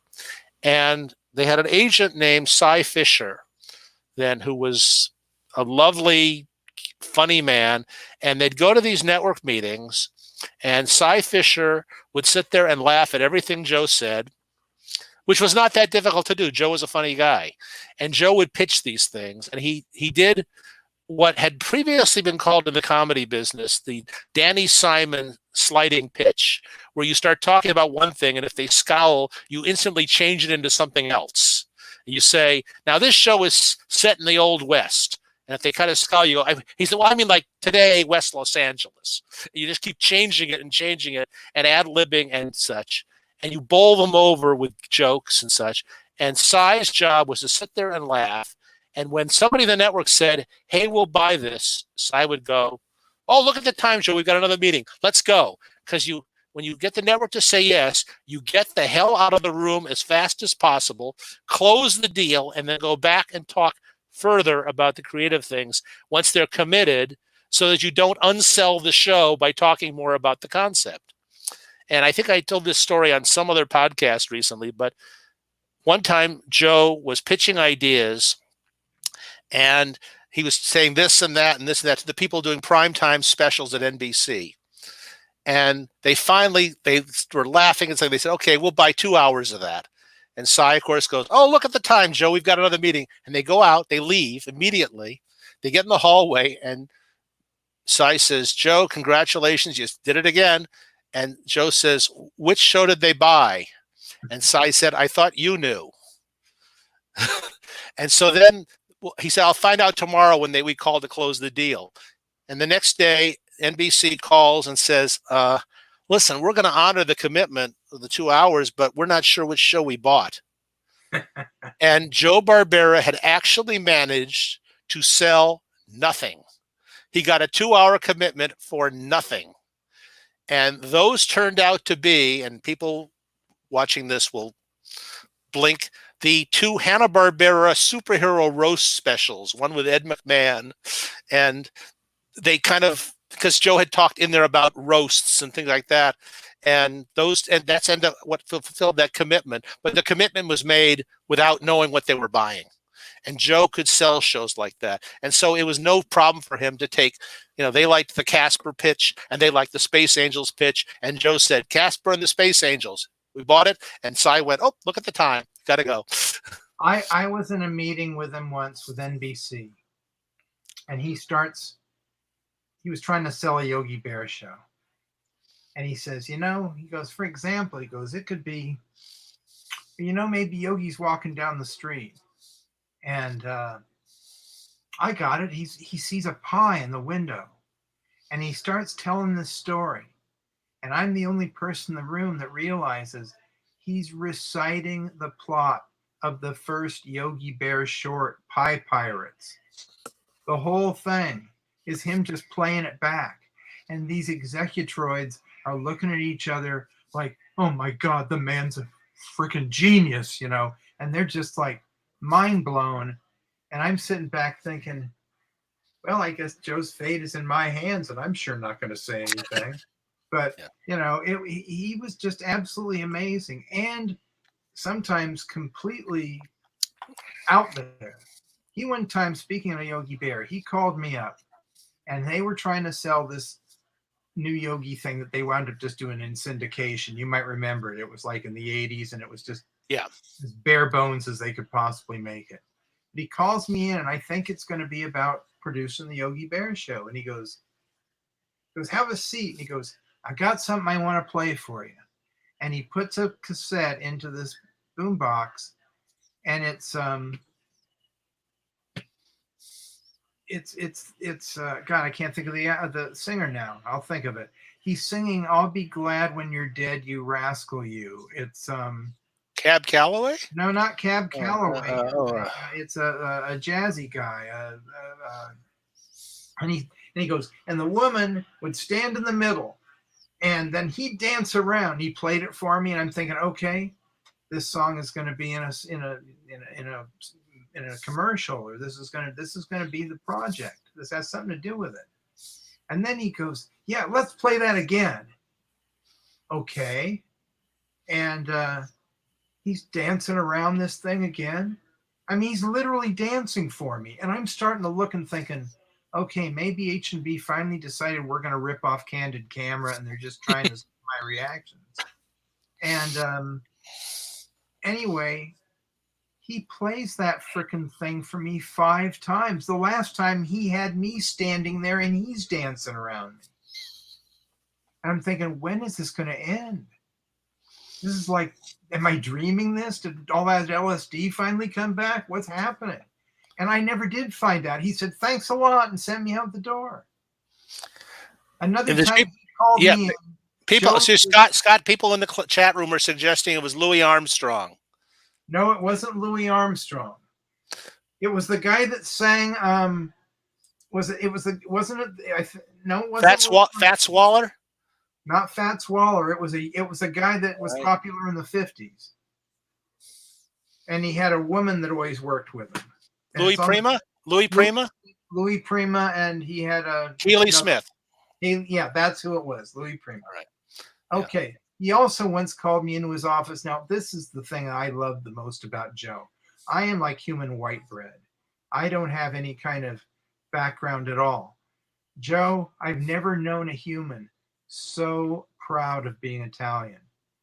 And he calls me in, and I think, again, what's going on? He wasn't like my buddy. He says, look what I just got. And I must have been like on the list. He just went down the phone book and called everybody in the building.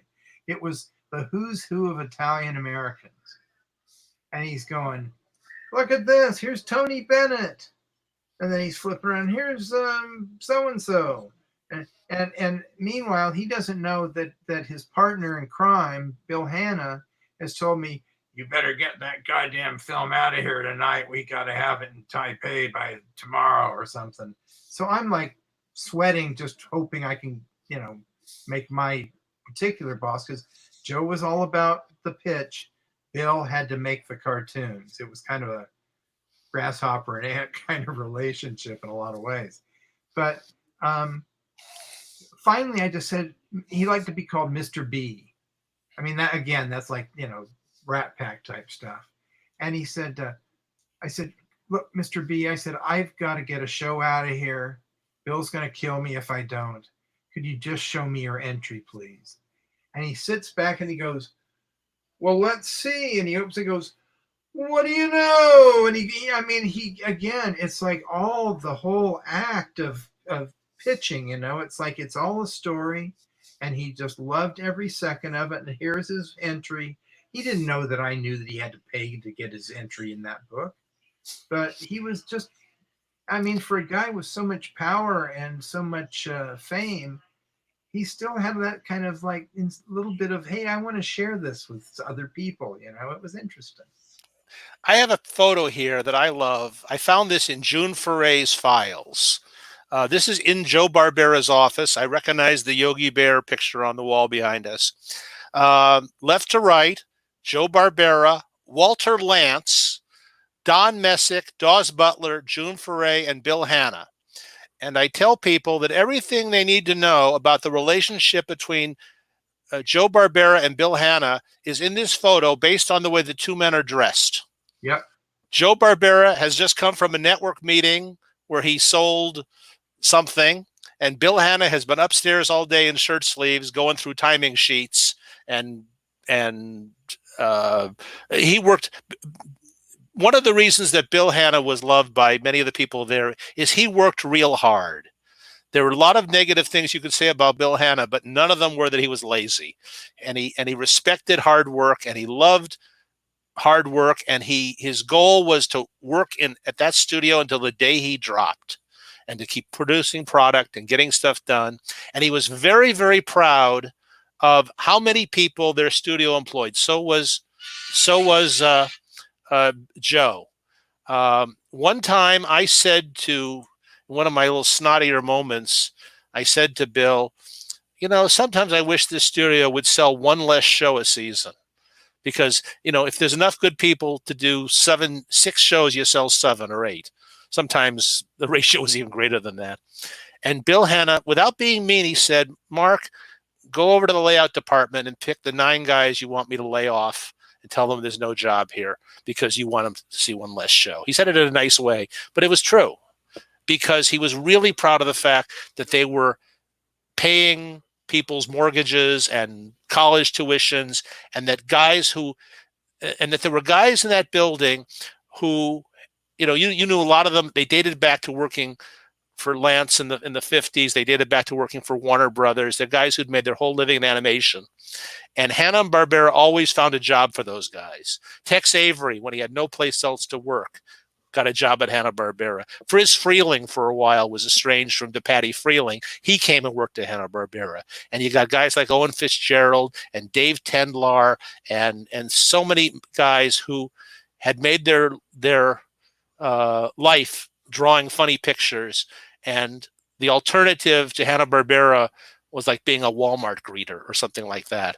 They weren't going to segue into another form of cartooning as easily.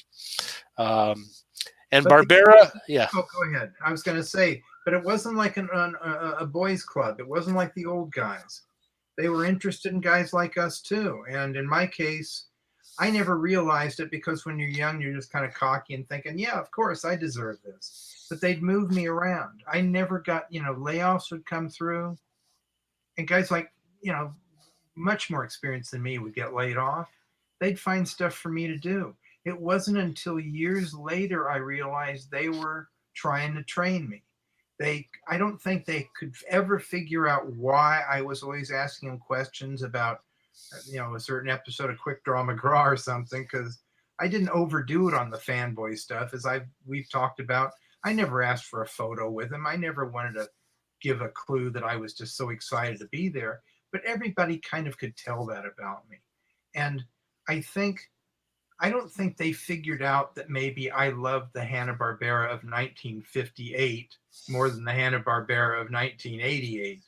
But they were always nice to me, even when Bill Hanna was yelling at me in the board meetings, because I eventually became a producer there. He'd be yelling at me, but we'd come out of the meeting, he'd put his arm around me, so how's your family doing? I mean, I always refer to both those guys as lovable scoundrels, because when business was there, you didn't necessarily like them. But at the same time, they were interesting guys. They were always pretty nice to us, as they were always certainly to me. And you couldn't help but respect them. I mean, they did care about things. Joe Barbera was still wanting to write Tom and Jerry's to the day he died. And I think they did make a few new ones with him. Bill, you're talking about him working hard. He literally was one of those guys. I once walked in and he was in an editing bay sweeping up the clipped film on the floor. Floyd Norman and I once were called into a thing where it was a Flintstone special, and we were in charge of layout. And he pinned the whole thing up on the wall. And Bill had to have been in his early 80s at the time. And he starts giving us his instructions on how he thinks this thing can be improved from the storyboard. And he went through that half-hour show like he was breathing. And I swear, he made it cheaper and funnier at the same time. And I mean, Floyd will agree, we were both kind of just agape at how, even at that age, he knew this stuff like nobody's business. Yeah. And, Yeah. I'm going to ask another question, but let me tell the people in the chat room, this is the time to send in questions, preferably Hanna-Barbera, since that's what we're talking about here. And we'll do it. We'll get to as many as we can, because we're going to have to. we could talk about this stuff for hours. We got 8 million stories there. I was very happy to work for Bill and Joe, and very happy to leave on a good note. In fact, I've told this story, but I finally reached a point in my life when I couldn't argue with Joe Barbera anymore. There was something intimidating about arguing with a guy whose cartoons I loved when I was 8, a man who had his name on the building. Scott, have you frozen up on me? No, I'm okay. I'm afraid the image had froze. No, I had a heart attack and died. No, okay. You were doing limited animation. We were talking about Hanna-Barbera. Fine. So I finally just said to him, I can't do this anymore. I can't argue with anymore. I just, I have my way of doing things. You have your way of doing things. We can't keep debating these things. And Barbera said, "So you're saying there isn't room in the studio for both of us?" And I grabbed his hand and I shook it and I said, "Yes, right, if you get work." And he laughed, and that was my end of Hanna-Barbera. I got out of there. I just uh, uh, managed to reach the point where I just didn't. If I stayed there any longer, there would be some really ugly incident somehow, and I didn't want to leave on that note because it meant so much to me to work with those guys. I had so much respect for them, in spite of the fact not liking an awful lot of the shows their names were on. So anyway, can I yes. real quickly tell this may be my best Bill Hanna story. Bill Hanna was very intent on training me, and I became the producer with Kay Wright kind of holding the trampoline if I fell.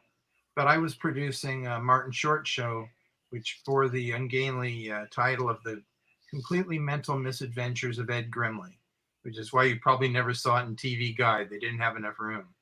But I'm there on a Saturday, and it was my birthday. And I'm there, and Bill Hanna, this was before they had digital editing bays, and we were sitting there with a moviola, and we're looking at a show that's 600 feet long, 600 feet, which is a lot of time. And we're trying to cut it down to 22 minutes, and we're splicing it, and we're looking at stuff, and we're trying to figure out what matches what and try to avoid jump cuts and stuff. And I kind of was thinking about it, and I said, and Bill really didn't have much of a sense of humor. He was a down-to-earth guy, but didn't joke around much. And I said, Mr. Hanna, I said, if I was 8 years old and somebody told me that I was going to spend my birthday with the co-owner of Hanna-Barbera Productions, the top of my head would have exploded. I said, how come we're not having a better time? Just, I was being funny. And he just looks at me like, yeah, you're a weird kid, aren't you? And I think he felt a little bad afterward because he didn't really respond to that. And I think he knew that I was sincere. Maybe he didn't get my sense of humor. But we're walking out. We're finished. We've got this whole thing done. We're walking out to our cars. And he was a little guy. He had to kind of put his arm up to put his arm on my shoulder. But he goes, kid, I got one piece of advice for you. I think this was my birthday present, essentially. He said, don't create anything if you can steal it.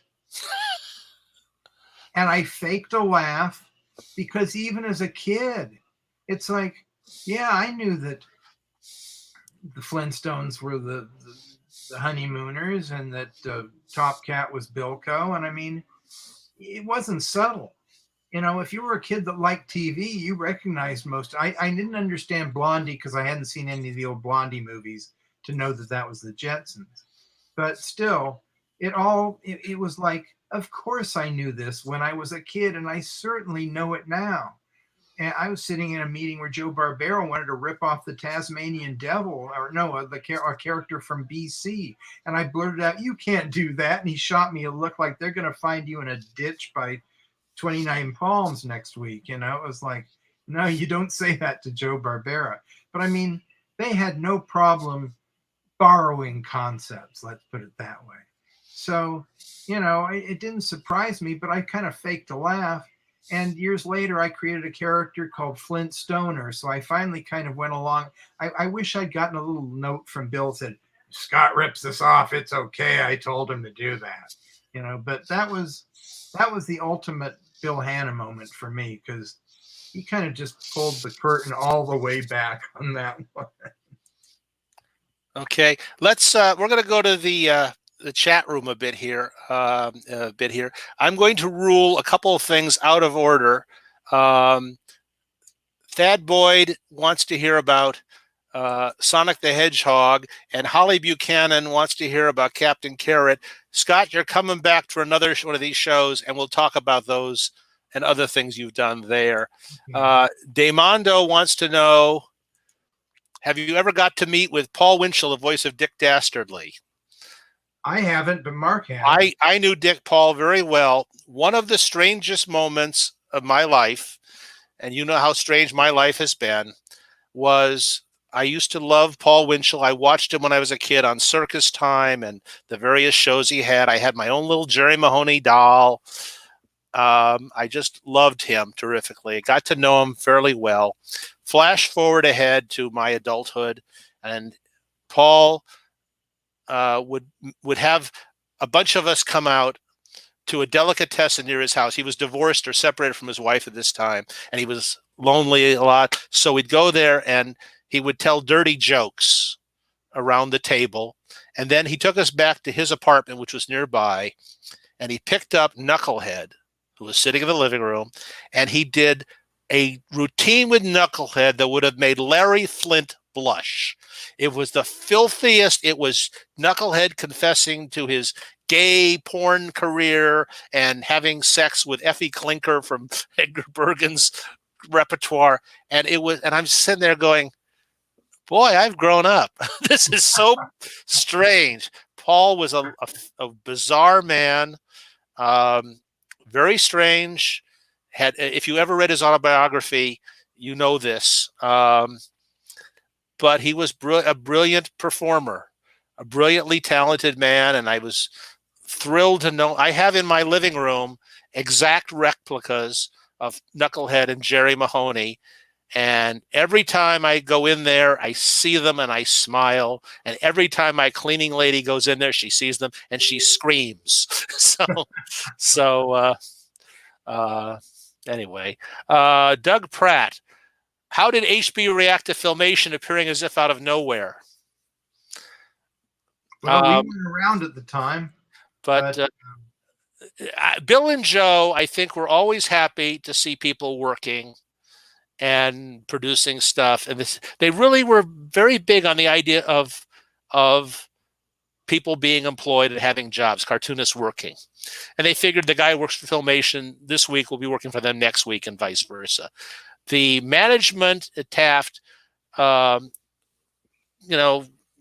of resented that there was another studio in the business and kept saying, how can we subvert them? How can we get them to sell less shows so we can sell more? That was my take on it. I think the one thing that about Hanna-Barbera that probably made them sympathetic to competition was Hanna-Barbera was created so they could survive. They were their animation unit was shut down, and they had enough time. They actually made Rough and Ready at least the first half of the season while they were still at MGM. And so that Hanna-Barbera, I mean, they were proud of some of the product, but I always saw underneath, it's like this was our parachute. And I think that when they saw other people kind of doing it on their own, they couldn't help but respect them. Yeah. Cullen Pittman, how did it feel getting to write and draw for the great HB stars of the Laugh Olympics comics? You guys gave them such funny dialogue and stories. Well, that was my chance to write Huckleberry Hound and Augie Doggy and Quick Draw, all these characters who've been in my head all my life. And Scott was just amazing on that because that was not an easy comic to draw.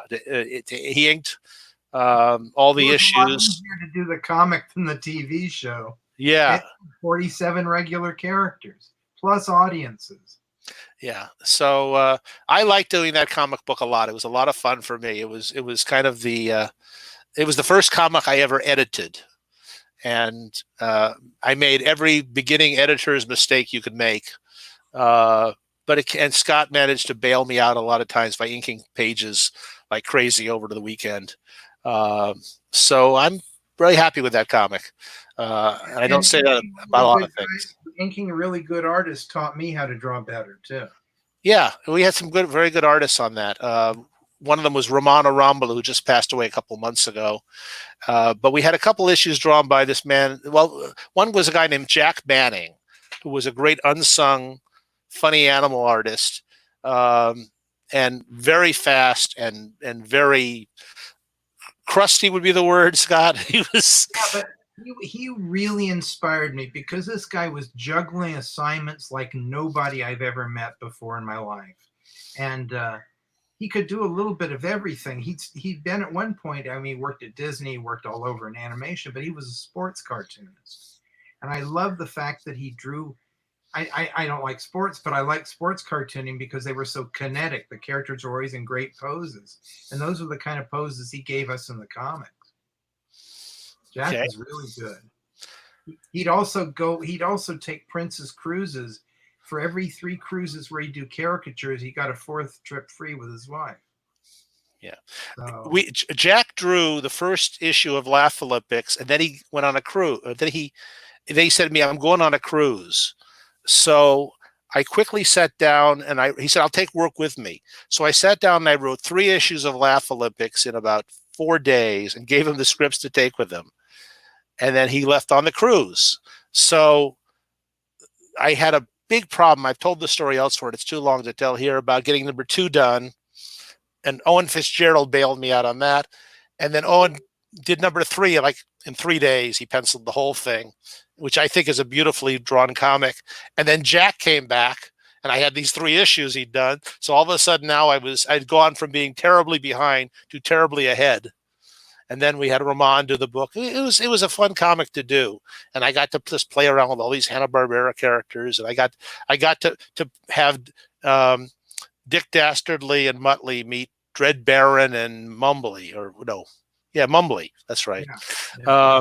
Anyway, we got that one here. Manu Art Channel. How did you end up directing Fruity Pebbles commercials? Well, I had worked at H&B, and at the time, they actually had me help out on a few commercials there. And then in the early 80s, I got a call from, I forget who it was in animation, but it was a fellow named Ken Walker, and I did a couple of commercials for him. I did the layouts and the storyboards and the designs.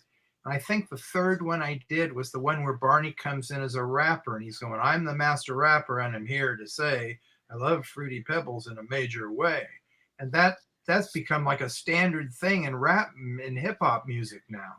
But they kind of, I was just a kind of a hired hand. And then, I don't know, in the early, I guess 1990, the art director left, and I said, well, I'm available. I was working at Film Roman at the time, and I wound up, it was kind of the ad agency. It was an ad agency called Ogilvy and Mather, a very famous one, and it was kind of a mediocre account. And when I got in there, I was kind of trying to do more than just art directing. I wound up writing a lot of them, but anyway, it wound up as their number 1 account, and until Quaker Oats bought them in around 2001, I think. Then I was out of a job, but I wound up kind of working from home most of the time. I wound up not just doing the commercials. I did the comic book ads. I did the box art. I did even the premiums that went inside the boxes. I mean, I'm not going to gloat, but you have no idea how great it was to be having a good budget, a good schedule, making little 30-second cartoons with your favorite characters, and they're actually moving around the right way. They're not animated in some country where all you can do is fix it. It was very satisfying. And of course, now I'm diabetic. So karma got me too. And that's the end of our story today, kids. Okay, I'm going to answer a few questions real quickly here. Junaid Khan asked, does the artwork for the foreign HB comics exist? Most of it does. Camden Spees, do either of you have any memories of Hoyt Curtin you could share? I don't. Do you, Scott? No, other than that was the soundtrack of my youth.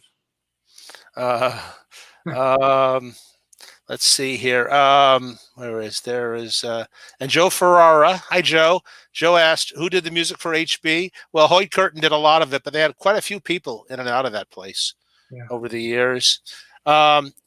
if we can get a short answer on this, Stu Showstack wants to know, how discouraged were you when you saw the quality decline so much at HB while you were there? Did you feel your work ever suffered as a result? No, not at all. I mean, quite honestly, the work deteriorated in the early 70s. I would say from 1970 on, every year the stuff looked worse and worse. So it was actually looking better when I was working on it, but it still didn't look remotely where I wanted it to be. And of course, after you've worked on a film and gone through post-production, you don't see anything but the flaws after that. So that was depressing that it wasn't as good. But then I got to do those commercials where I could make everything, I mean, as long as the client okayed it, I could make everything exactly the way I wanted it to look. So all that frustration kind of evaporated when I got to sell that shitty cereal. There were times on some of those shows when I thought it was like, gee, we did something a little better than the norm here. You felt so many things were stacked against you in terms of budget and schedule and the people who were doing the animation, that at some point, well, we got it to the network on time. The show got turned in on time, and there was a certain self-satisfaction that would come when it wasn't as bad as the show across the hall. I had also helped if it was something very short. I worked on these little 1-minute things for Tex Avery called the Bungle Brothers. They were a ripoff of George and Joey from MGM. Those turned out really well because they were very simple, and they were, the type of funny animal characters that animators like to draw, so they put a little bit of extra effort into it. But it was the simplest stuff that pleased me the most at H&B. Yeah. Let me see. I have another good question here for ending here. Where was that question? Okay. This will be our last question here. What was the highlight for each of you at Hanna-Barbera? This is from Lee Dickens. What was your highlight?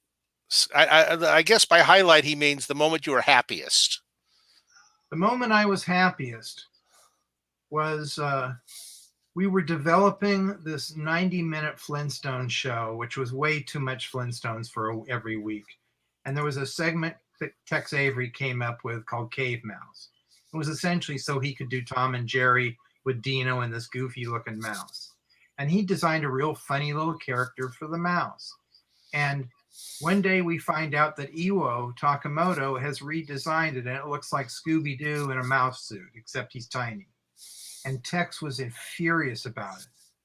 I mean, even though Tex was kind of in a bad way, though, we didn't know it, but his adult son had just committed suicide. So Tex was not in good shape.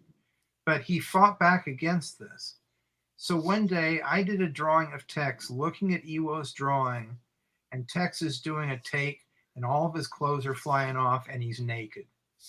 And I didn't know that he had once done one like that of himself. But I drew it completely unaware of that, and just he and another guy, Chuck Couch, another old timer, they were downstairs right next to the recording studio, and they were so old they had a sign on their door that said Sun City. And I was always kind of scared to walk in. They just walk in because I respected them too much. But I poked in and they weren't there, so I just stuck this drawing on Tex's chair.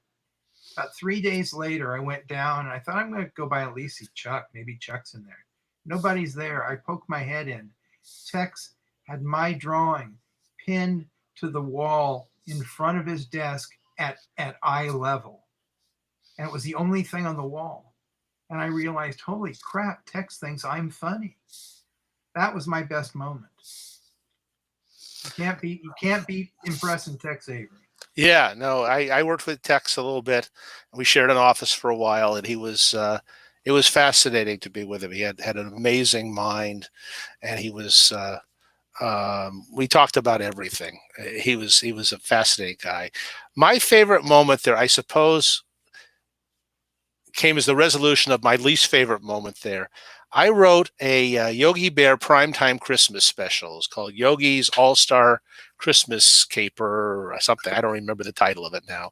It was another one of those jobs. I got the reputation in the business of being able to write a script overnight, so they rarely let me have more than overnight to write a script.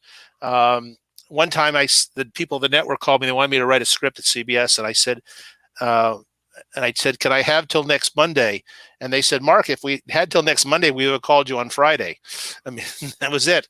So I wrote this Christmas special with Yogi and Quick Draw and Huck. It had all of the Dawes Butler characters in them, and I had become very close with Dawes. And Dawes had a stroke. I talked about this actually on the Cartoon Voice panel the other day. And this was going to be his first job back after the stroke. And he was very nervous about it, and they had made a deal. They had not made a deal yet with Dawes. His agent was arguing over the money, but they gave me permission to go over to Dawes' studio and start reading the script with him. He wanted to get real familiar with it because he was afraid he wouldn't be able to sound like his old self.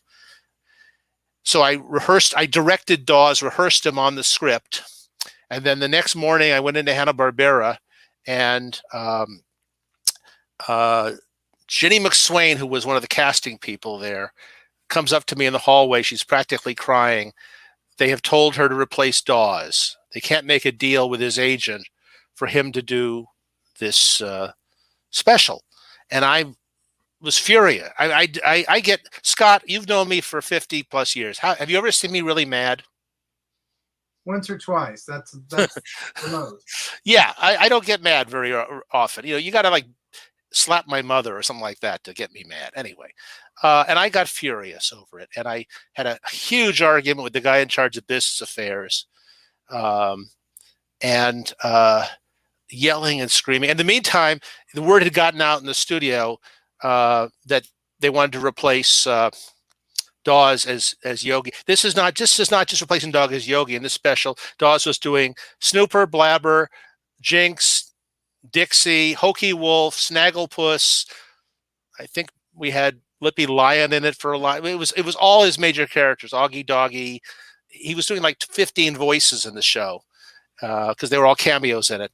And to replace him was to me sacrilege, and also just stupid. Hanna-Barbera finally gets a primetime exposure for these characters, and they're going to ruin them by putting another voice.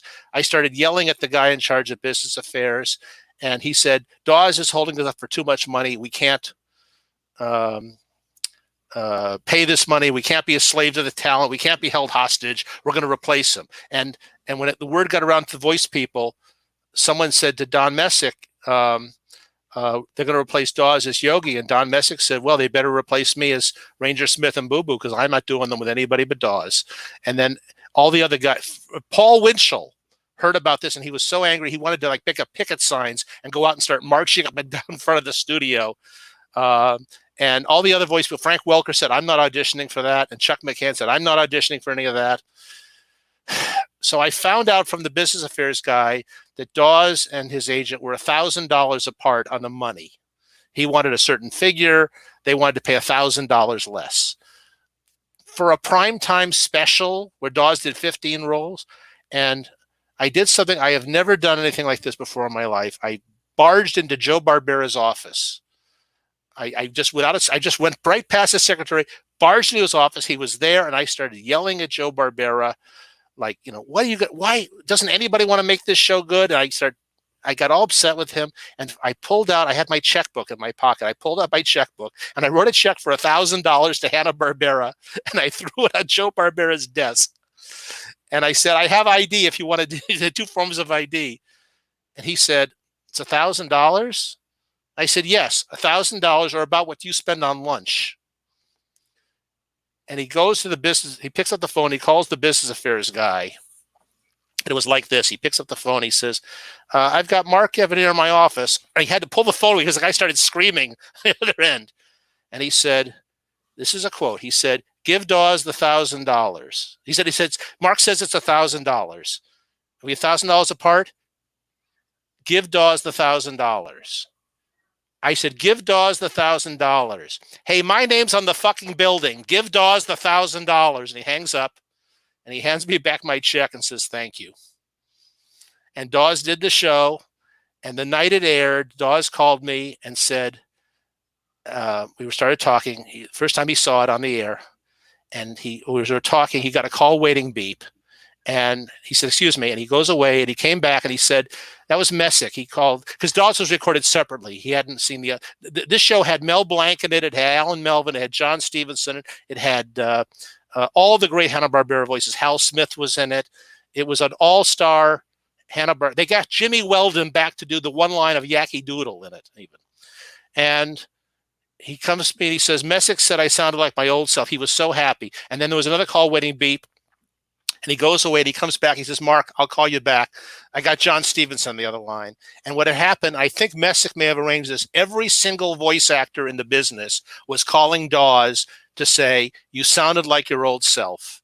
And Dawes called me back like 30 minutes later and he says, oh, and June called me and Paul Frees called me and Alan Melvin called me. And all these guys had called to say, welcome back, Dawes.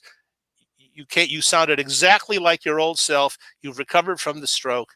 And he was very happy. And that was the happiest I ever was for Hanna-Barbera, the fact that Dawes was happy. And he was just, and if you knew Dawes Butler, you'd know why that made me happy. He was one of the dearest, most wonderful people ever. And I miss him tremendously. And Dave Mando just wrote, Sherry Mendoza, oh my goodness. And Demando wrote, wow, this is why I never anger Mark Evanier. That's right, because I'll give you $1,000. That's right. Anyway, I want to thank, and Colin Pittman reminds me that Henry Corden was in it and Janet Waldo was in it. We had a wonderful cast. They got the right people for everything. Anyway, I want to acknowledge we have a lot of our friends in Floyd Norman. Bill Reiling is there. Joe Ferrara, people I know. Roby Gorin has been asked. Roby, I'll tell you the stories about Deke Hayward some other time. A lot of our friends. Andy Hayward. Pardon? What was that? Stories about Andy Hayward. Oh, and there's lots of fun people in that we know. I can't acknowledge everybody. Scott, thank you. I've enjoyed the hell out of this 2 hours and 8 minutes we've been spending with this. We will do a sequel. We could probably fill 3 of these just with Hanna-Barbera and San Diego Con stories. And Scott's done so much else. We haven't talked about Muppet Babies. We haven't talked about Captain Carrot. We haven't talked about John Candy stories. Somebody asked for John Candy stories here. I figured that'll add another 20 minutes to anything. Folks, I will be interviewing my friend Sherry Steinkellner here on Thursday evening. Sherry was an actress. She was in the first cartoon show I ever voice directed, actually, as an actress. She was on the Pink Ladies show, which I worked on, the infamous Pink Ladies show.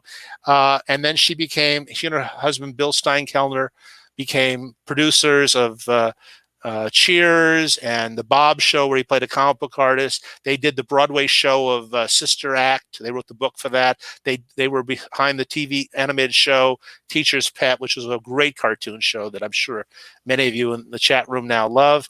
And she's a fascinating lady. So join me for that. There will be another Cartoon Voices panel, whatever the date is, not next Saturday, but the Saturday after. I've got some great people lined up for it. And we'll get Scott back. I'm going to keep doing these for a while because I'm enjoying them a lot. This show will repeat in this spot immediately after this, or within a couple minutes. Tell your friends about it. And thank you for joining us, Scott. Everybody watch Fanguli. Everybody watch Fanguli. and Scott, what's he got on this week? You know what this film is this week? Oh gosh, I don't know. It was the giant. It was the Deadly Mantis Saturday. I'm still reeling from that one. What's your favorite movie he shows, Scott? The movies really don't matter. It's Rich himself that I just dig so much, because when I was a kid, I wanted to be a cartoonist, but I also wanted to be a horror host. And I thought, now I want to be a horror host all over again. He really is good. He's the Randy Rainbow of monsters. Okay, good. All right. Thank you very much, folks. We will see you at another one of these soon. Goodbye. Bye-bye, everybody.